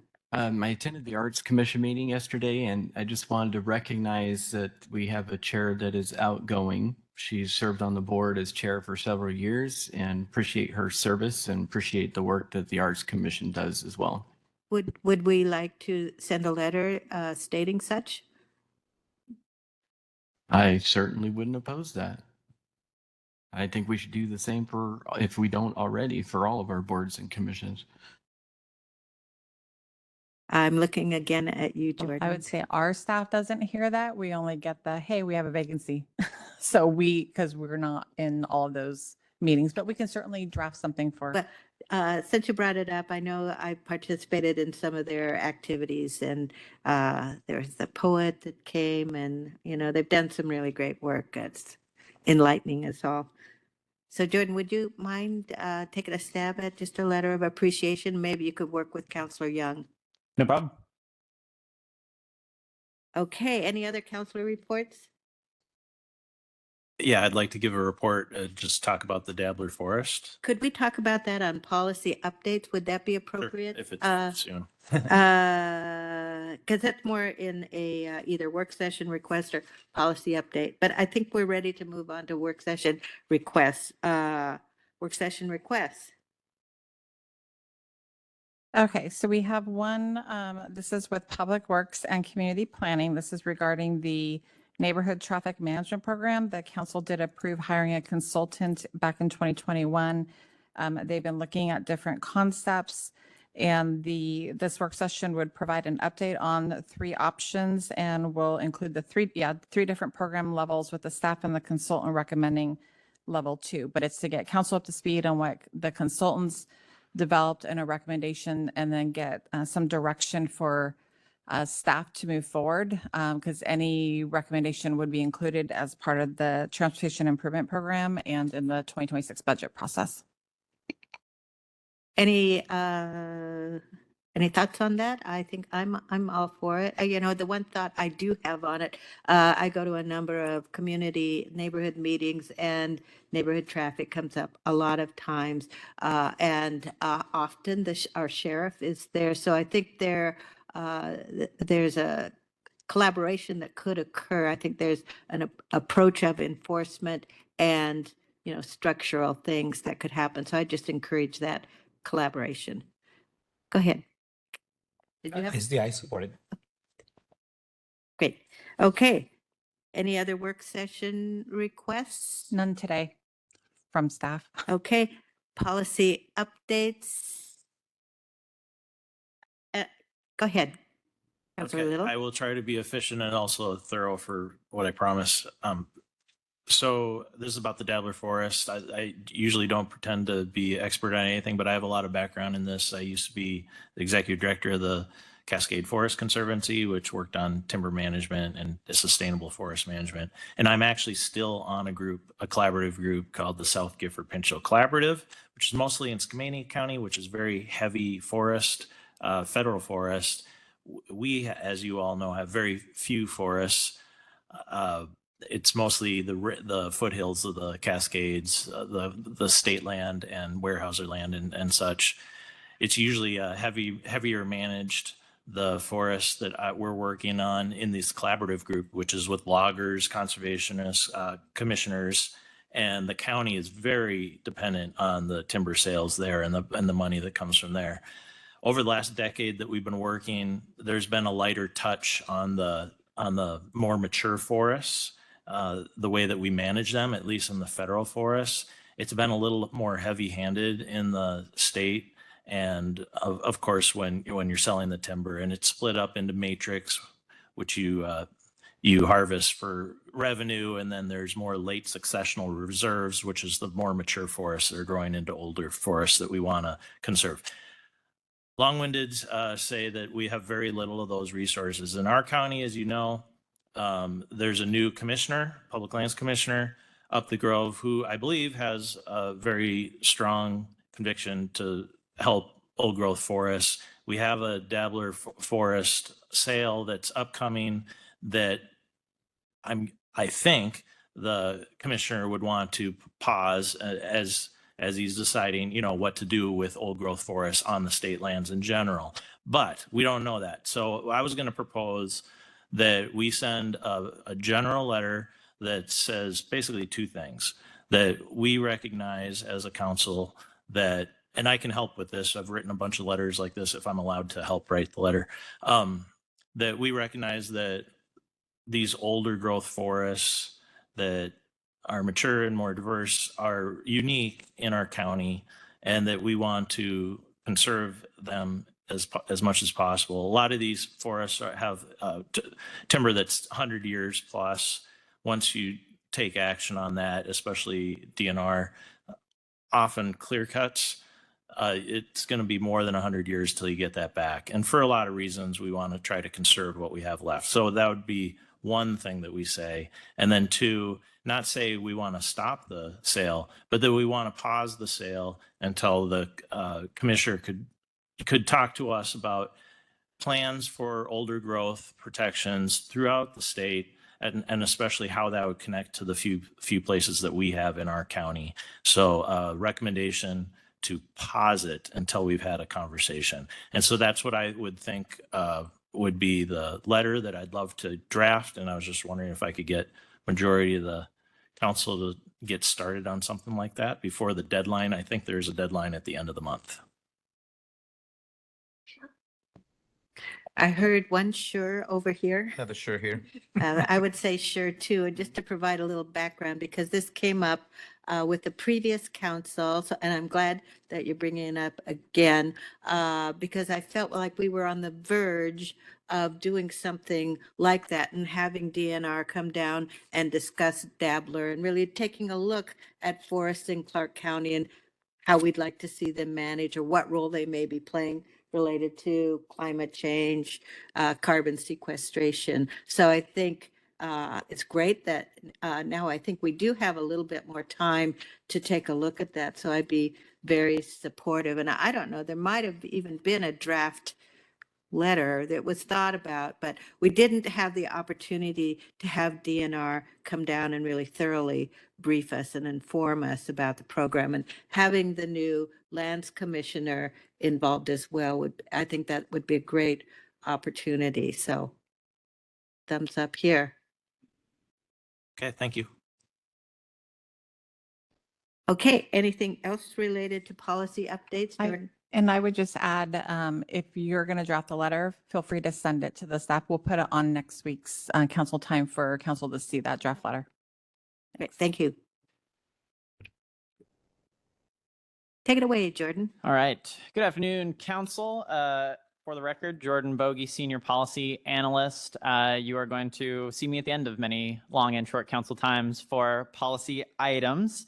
I just wanted to take a brief moment and just kind of describe like what policy updates typically is in the context of council time, what my role is and what I do. And then I do have a couple of items to get your thumbs up or down on for moving forward on a couple of policy items where I'm looking for your guidance.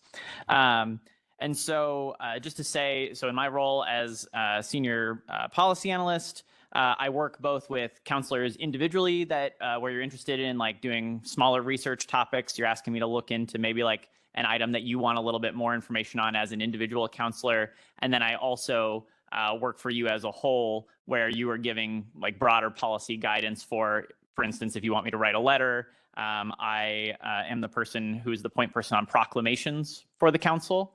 And so if there's a particular proclamation that you're interested in, often those will either come from the community or from council, and I help facilitate that process. A lot of the letters that we send out to our partners across the state, tribes, federal organizations, state legislature, et cetera, I'm the kind of point person for that, as well as our legislative process and delegations and connecting to the legislature, which the legislative session is starting on Monday. And so I'll be helping with our lobbyists in making sure that you're understanding what is happening that is related to Clark County, following the bills that you're most interested in, and making sure that our priorities are being worked on in collaboration with you. Also doing research and analysis that council directs me to do.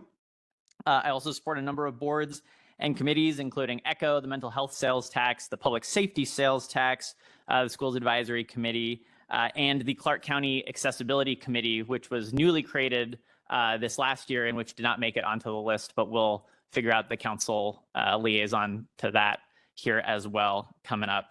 So I just wanted to give you a brief overview. I'm kind of a Jordan of all trades for the council, so it's my pleasure to support you in a number of ways.